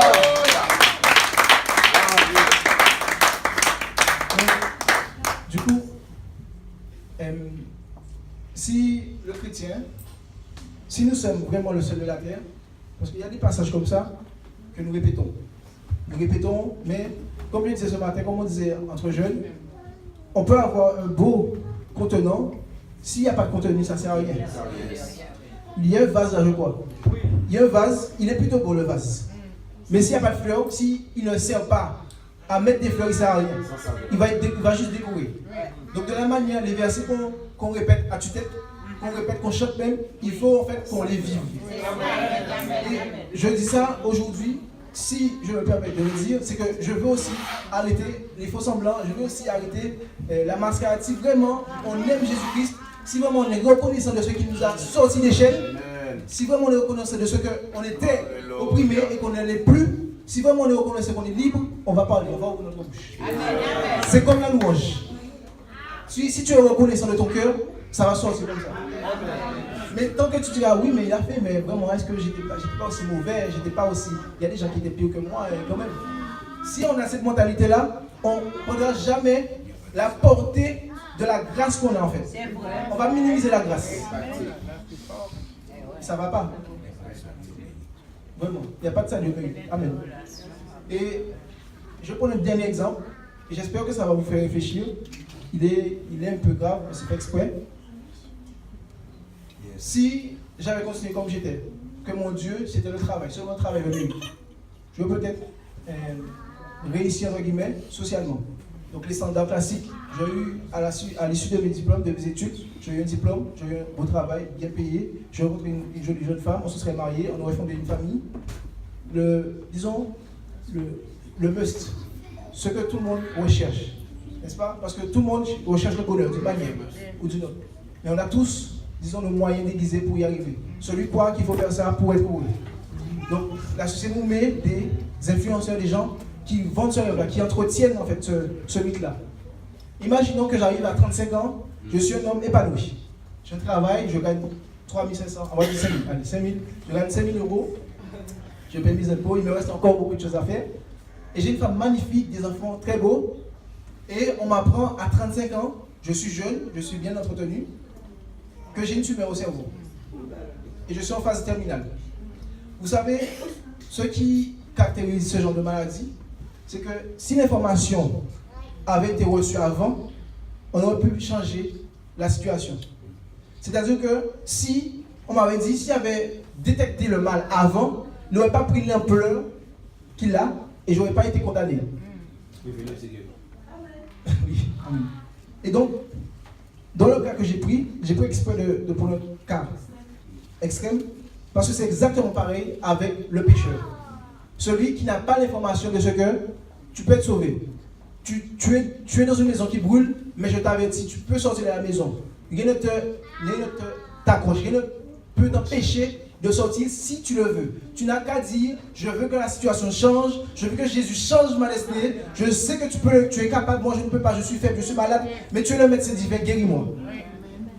Mais tant qu'on va se cacher derrière les mascarades, tant qu'on va se mentir, tant qu'on va minimiser nos péchés, tant que l'information ne sera pas là, tant qu'on ne va pas recevoir la parole, tant qu'on aura des oreilles seulement pour entendre, mais pas pour agir.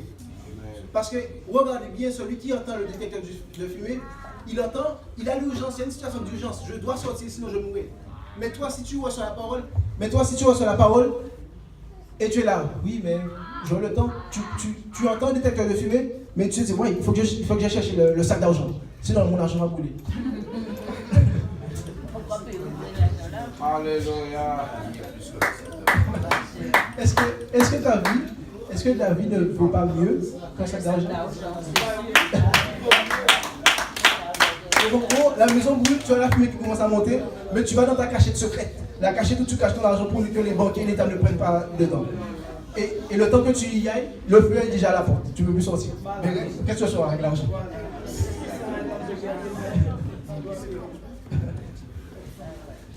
Et mon exemple de la personne qui a cette tumeur-là est triste, mais c'est la réalité. Vous savez, avant que la tumeur ne grossisse et que la personne soit condamnée, je crois qu'il y a moyen d'opérer, non? Non? On ne peut pas opérer? Si? Mais si j'étais dans cette situation, j'aurais été brisé. Parce que je me dis, toute ma vie, j'ai grandi, j'étais à l'école, j'ai travaillé, j'ai étudié. Pendant que d'autres faisaient la fête, moi j'ai étudié, j'ai mis à part pour mon Dieu le travail. J'ai mis à part, écoutez bien, j'ai mis à part pour mon Dieu le travail. J'ai payé le prix au prix de sacrifice, de ne pas aller en fête. J'ai travaillé, je suis diplômé et j'ai eu un super travail. J'ai une belle femme, j'ai des enfants. Et à 35 ans, on m'annonce que j'ai une tumeur, que je vais mourir dans 6 mois. Au nom de Jésus, tu ne mourras pas. C'est un exemple. Oui. De la même manière. De la même manière. De la même manière, si j'avais une information, si par exemple je me sentais mal, et j'avais fait une petite visite de routine. Et après, ma mutuelle me propose un bilan, parce que c'est, voilà, j'ai une réduction, on me pose un bilan, je découvre la tumeur à temps, je me soigne. C'est parce que je n'ai pas eu l'information que je vis comme si de rien n'était. Voilà. Et remarquez bien, dans toutes les histoires comme ça que j'ai connues, des hommes se sachant malades, se sachant condamnés, soit par exemple par le sida, donc on retarde avec des médicaments, soit avec le cancer, mais ils changent totalement. Ils se disent, qu'est-ce que je peux faire avant de partir? Qu'est-ce que je pourrais faire pour faire que ma vie ait du sens? Si dans mon cas, si dans le cas du travailleur, celui qui a travaillé toute sa vie, qu'est-ce que je pourrais faire pour que finalement mon passage sur terre ne se limite pas juste à des années d'études, un diplôme et un salaire? Qu'est-ce que je pourrais faire? Mais le chrétien aussi, normalement, tu dois te dire, je vivais d'une manière, je ne savais pas, je n'avais pas l'information, maintenant je sais, et c'est le résumé de tout mon message, je vivais d'une façon, si tu n'as pas encore accepté Christ, tu peux le faire aujourd'hui aussi, je le dis. Donc je vivais d'une façon, je ne savais pas que ce que je faisais était mal, peut-être que je savais, mais je disais que d'autres faisaient pire. Et Christ, qui voit ma détresse, cette détresse que je ne reconnais pas, accepte de prendre un châtiment qu'il ne mérite pas. C'est même pas qu'il ne mérite pas, mais Dieu est trop facile. Alléluia. Donc, quelqu'un est mort pour toi. Et quelqu'un te dit, il est mort, il est ressuscité, il te dit, va et annonce la bonne nouvelle à d'autres personnes. Rends heureux d'autres personnes. Explique à d'autres personnes que ta façon de vivre, je le connaissais et j'ai changé. Tu vas en enfer et tu peux être sauvé.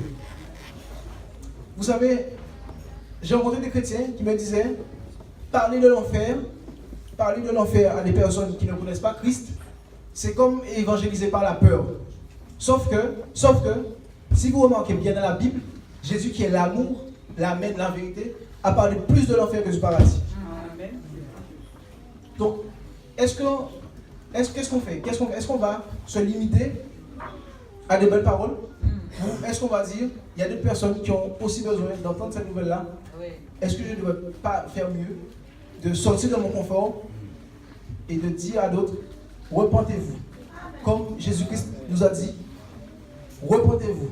Si tu veux être guéri, reconnais que tu es faible. Si tu veux être guéri, reconnais que tu n'es pas capable. Amen. Si tu es guéri, arrête de te voiler la face. Amen. Tant que tu te voiles la face, Dieu ne pourra rien faire pour toi. La parole a dit, comme hier, quelqu'un m'a envoyé un message pour m'encourager. Et il me dit, parce que cette personne-là m'a connu quand je suis arrivé à la fac. C'est-à-dire que quand je suis arrivé à la fac, je ne pensais pas comme je pensais. Pour moi, Dieu naïf. Bon, voilà, il y a Dieu, bon voilà. Et j'avais des débats avec cette personne-là, parce qu'avant, j'aimais beaucoup parler avec les chrétiens. J'aimais beaucoup faire ça, j'aimais beaucoup essayer de les déstabiliser, entre guillemets. Je disais, mais j'ai parlé avec une chrétienne récemment qui ne mange pas de porc. Comment ça se fait qu'elle se base sur la même Bible et toi tu manges de porc? Et des fois, quand ce sont des chrétiens qui ne lisaient pas assez, ils ne savent pas comment répondre. Ils disent, mais tu vois? Tu vois? Bon, je demande pardon à Dieu pour ça aussi, au passage. Mais oui, mais il faut le dire. Il faut dénoncer. Il faut dénoncer. Et ça encourage aussi à ceux qui se disent chrétiens à lire la Bible. Parce que si vous croisez quelqu'un qui cherche à vous déstabiliser, à dire, tu vois Dieu, mais dis-moi, qu'est-ce que tu peux me dire sur ça? Comment tu expliques que les adventistes ne mangent pas? Donc, qu'est-ce que tu m'as dit? Et là, tu dis, aïe. Tu ne sais pas. Parce que tu n'as pas lu. Tu vas bugger. Tu n'as jamais lu que Jésus a dit, ce n'est pas ce qui rentre dans la bouche qui te souille, mais ce qui sort de ta bouche, parce que ce qui sort de ta bouche est de ton cœur. Donc tu n'as pas lu.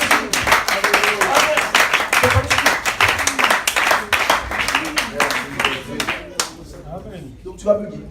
Tu vas dire, je ne sais pas, je vais écouter un tel, je vais lire la Bible, mais en fait, tu vas pas lire la Bible, tu vas demander à quelqu'un que tu juges, plus vieux que toi dans la foi, pour dire, on m'a dit ça, qu'est-ce que tu veux me dire? Et là, tu vas te rassurer. Merci. J'encourage encore aujourd'hui toutes les personnes, vous pouvez juste rentrer en vous-même, vous pouvez juste penser à ce message, penser à tout ce qu'on vient de dire, les exemples qu'on a pris, les enfants, Pierre, Jean, Jésus, le malade, celui qui est bien portant, tous ces exemples-là, la tour de Siloé, le fait de dire oui, celui-là a commis un plus grand péché, tout cela, méditez-le autour de la semaine. Et d'ailleurs, je reviens sur le terme plus grand péché. Un péché, c'est transgresser la loi et c'est une offense à Dieu. Donc, et ça, je vais aviser encore, certaines religions, certaines personnes pensent et font une hiérarchisation des péchés. C'est-à-dire que certains péchés sont moins graves que d'autres. Ça veut dire que si un péché, si on définit le péché comme une offense à Dieu, qu'il y a des petites offenses à Dieu et des grandes. Mais ça reste une offense. Amen. Ça reste une offense. Yes. Donc, je parlais à un homme un jour, je l'évangélisais et je lui parle de la loi. Je lui dis, parce que la loi me parlait. Parce que moi je disais, je ne suis pas plus mauvais que l'autre. Donc je lui cite les 10 commandements. Et je lui dis, est-ce que vous avez déjà tué quelqu'un? Je sais, bon, en fait, c'est pour eux qui me disent non. Même s'il l'avait fait, il n'aurait pas dit oui. Je lui dis, est-ce que vous avez déjà tué quelqu'un? Il me dit non. Est-ce que vous avez déjà volé? Il me dit non. Est-ce que vous avez déjà menti? Là, quand je lui ai dit, est-ce que vous avez déjà menti? Il m'a dit, oui, mais c'est des petits mensonges. Je suis en retard, je dis que j'arrive tout à l'heure, c'est pas grave. Parce que les conséquences ne sont pas graves. Ça tue personne de mentir, de dire j'arrive tout à l'heure alors que je suis dans mon lit. C'est ce qu'il m'a dit. Et je lui ai dit, mais vous savez, si vous transgressez une loi, c'est comme si vous avez violé tous les 10.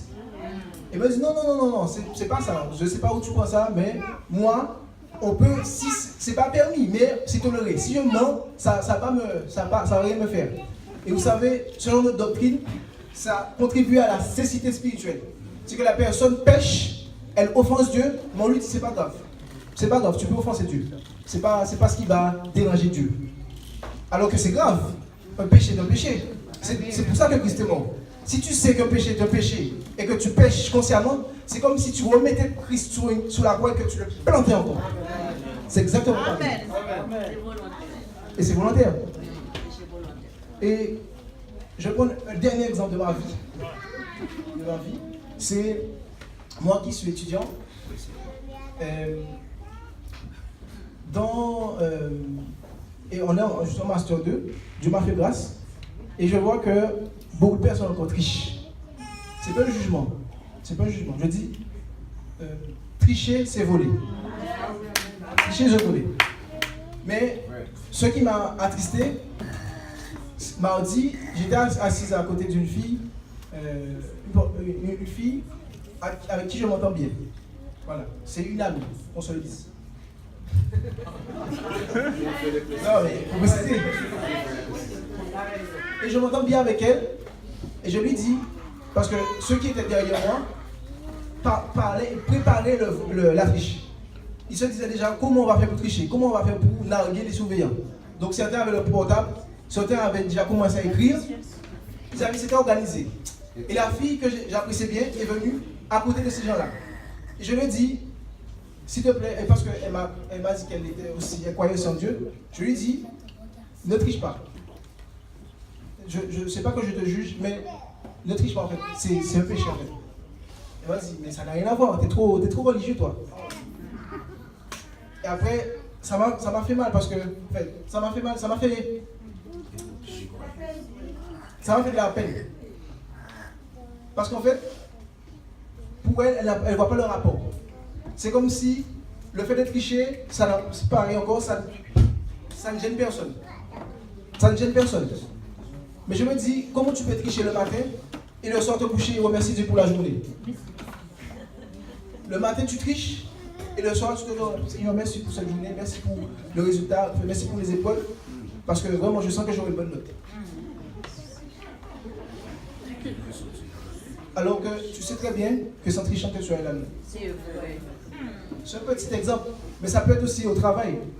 Tu as une promotion, tu as eu la promotion parce que tu as menti sur quelqu'un qui est au-dessus de toi, et la personne s'est fait destituer, tu as eu la promotion, tu dis Dieu m'a béni. C'est triste.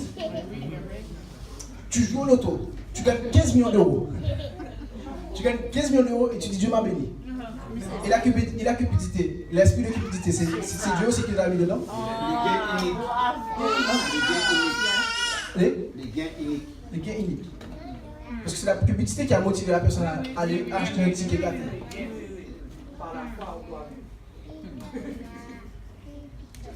Donc vraiment, cette semaine, j'aimerais que tout un chacun puisse repenser à tous les exemples, tout ce qu'on a dit aujourd'hui, et que vous ne puissiez pas vous comparer.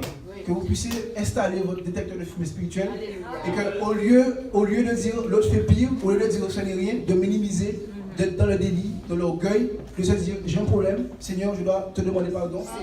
Réhabilite-moi. Amen. Soyez bénis.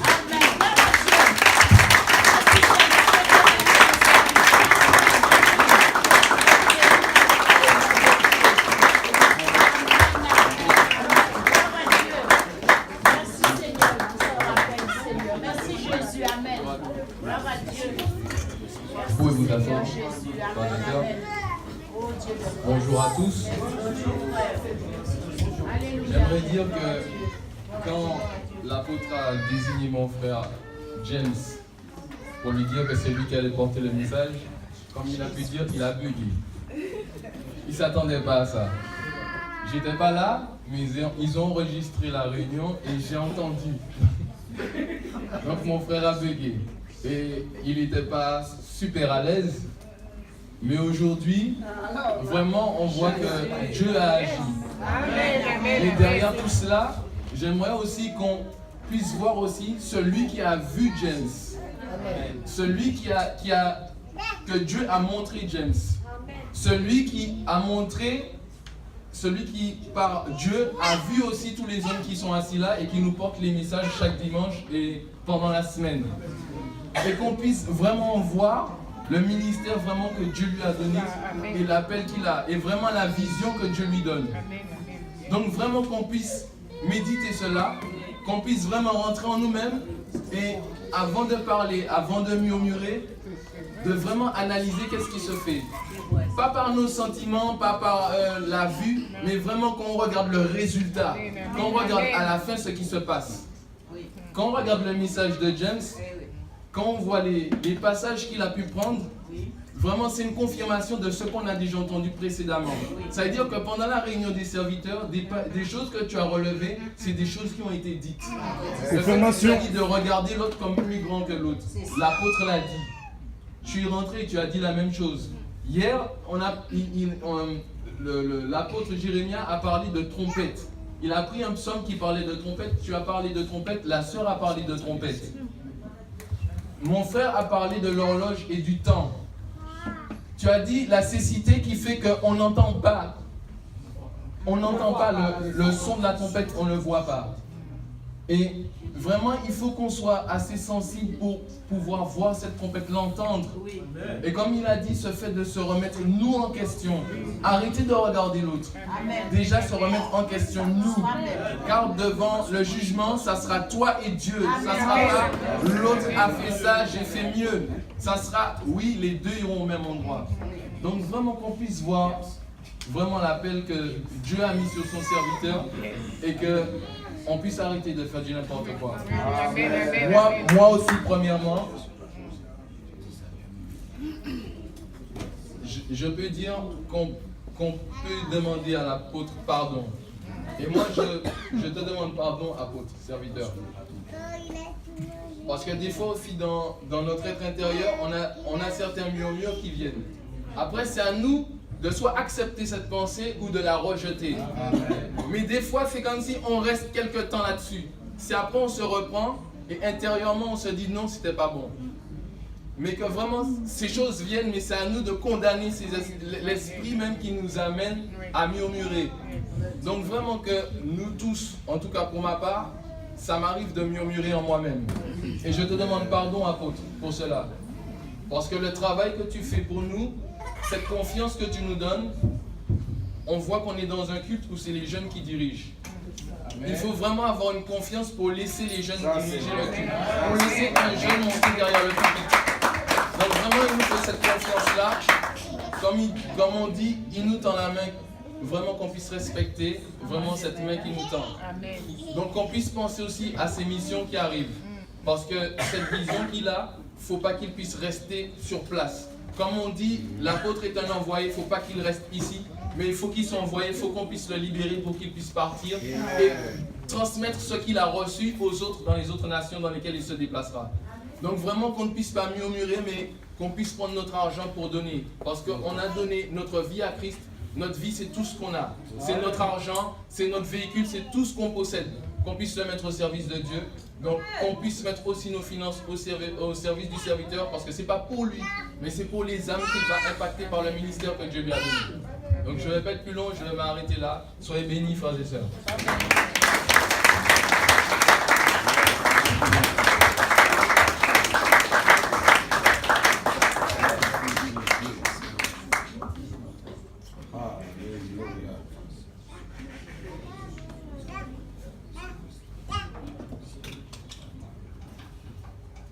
J'aimerais ajouter quelque chose dans la continuité de ce que disait mon frère Céline. Je me rappelle, je vous ai dit que c'est ma soeur Célia qui m'a invité ici en janvier. J'allais dans une autre assemblée et depuis, je suis resté ici.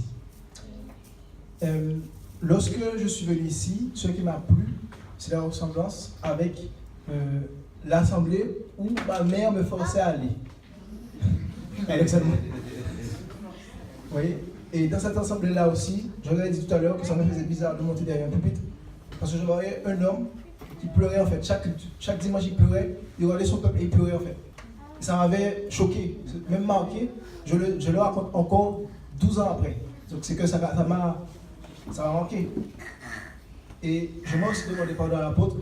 Parce que quand je suis arrivé, déjà que bien avant, au début des années licence, quand je parlais avec les chrétiens, j'étais assez critique sur la tenue et l'ordre dans les églises.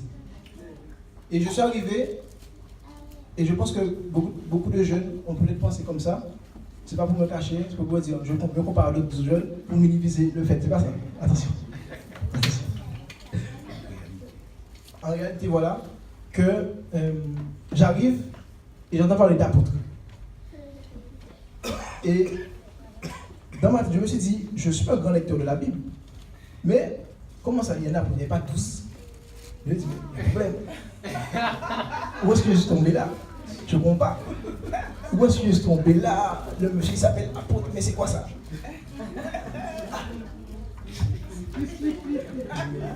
Après, bon, comme ma soeur Célia, je l'apprécie beaucoup, elle le sait, je l'aime fort, ma soeur Célia. Et je ne lui dis pas tout de suite. Je lui dis, mais qu'est-ce qu'elle m'a dit là? C'est comme mon ami qui m'évangélisait, je l'apprécie, elle me parle de Dieu, donc au lieu d'en avoir les balader, mais comme je l'apprécie, je dis oui, elle parle de Dieu, mais voilà.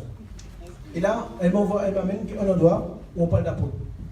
Et par rapport aux lectures que j'ai lues, par rapport aussi à mon intimité avec Dieu, le fait de prier, Dr Sommet disait ça il n'y a pas longtemps, qu'il a donné des sous, et il a vu qu'il a redonné au frère Jean-François. Par rapport à tous ces, par rapport à des détails,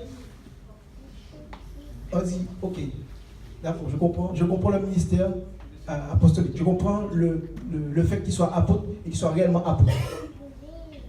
Parce que peut-être que, voilà, je n'ai pas parlé sur la pensée, mais comment ça, il est apôtre? Mais en tout cas, je demande pardon aussi pour ça. La première pensée de dire, mais comment ça, il est apôtre? C'est quoi? C'est quoi ça? Et à l'époque, quand j'attaquais les chrétiens, je disais, vous et vos sectes là, les gens là, les gars se prennent pour je ne sais pas quoi. Je demande pardon aussi pour ça. Parce que c'est aussi par ces mots-là, j'ai dit tout à l'heure que les mots pouvaient détruire, que d'autres chrétiens ont peut-être été secoués. S'ils ne sont pas bien enracinés en Christ, évidemment. Ben, s'ils sont enracinés en Christ, peu importe les mots, peu importe. Voilà. Mais je dis, avec mes mots, avec la simplicité que j'ai, que quand je suis arrivé ici, je n'ai pas compris le terme apôtre. Je n'ai pas compris. J'ai bugué et je demande encore pardon pour ça après. Ça me dit.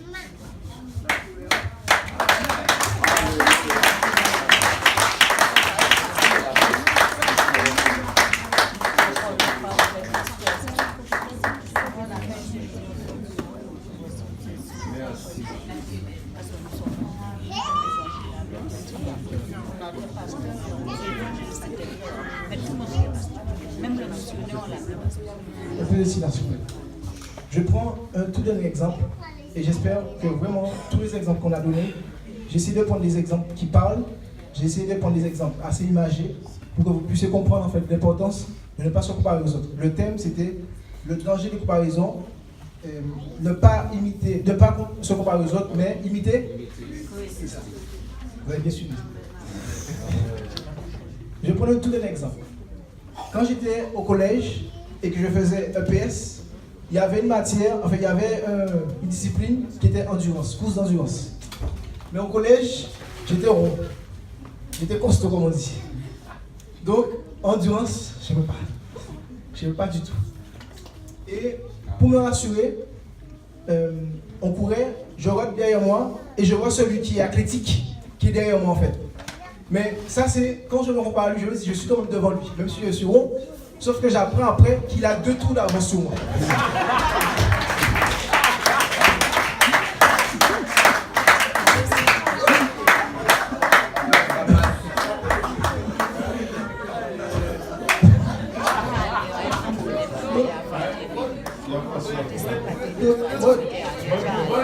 Ah, moi je dois la faire.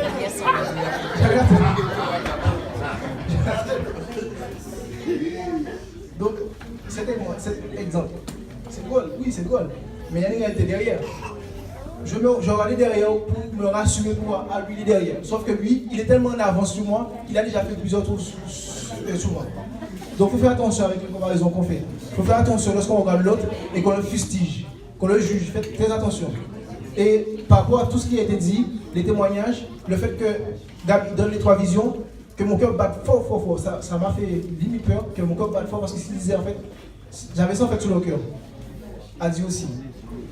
Donc, je vous invite vraiment à rentrer en vous-même, à garder le message, à pas dire c'est juste un culte spécial, c'est un jeune qui a prêché, il a fait sa part, il a bien prêché. Je ne veux pas que vous dites que j'ai bien prêché. Je veux en fait que vous appliquiez ce qui a été dit. Amen. Amen, amen. Repensez au message tout au long de cette semaine, au travail, à l'école. Si vous avez des examens, soyez bénis, que Dieu vous accompagne. Mais repensez ce message. Soyez bénis.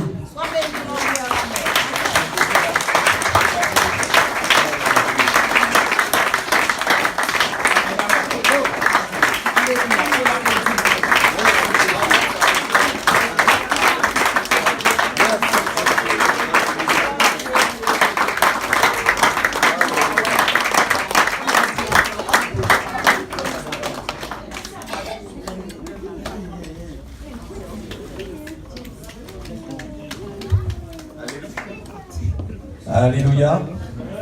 Amen. Nous avons eu un excellent message. Et un message qui doit nous permettre de méditer durant toute la semaine. Et vraiment, il n'y a pas que toute la semaine. C'est vraiment un message qui doit vraiment emmener le peuple, nous qui sommes le peuple de Dieu et qui nous disons le peuple de Dieu, venir vraiment à se repentir pour vraiment reconnaître Jésus comme notre sauveur. Alléluia. Alors je vais vous demander de vous asseoir 2 petites minutes parce que il y a des personnes qui sont arrivées entre temps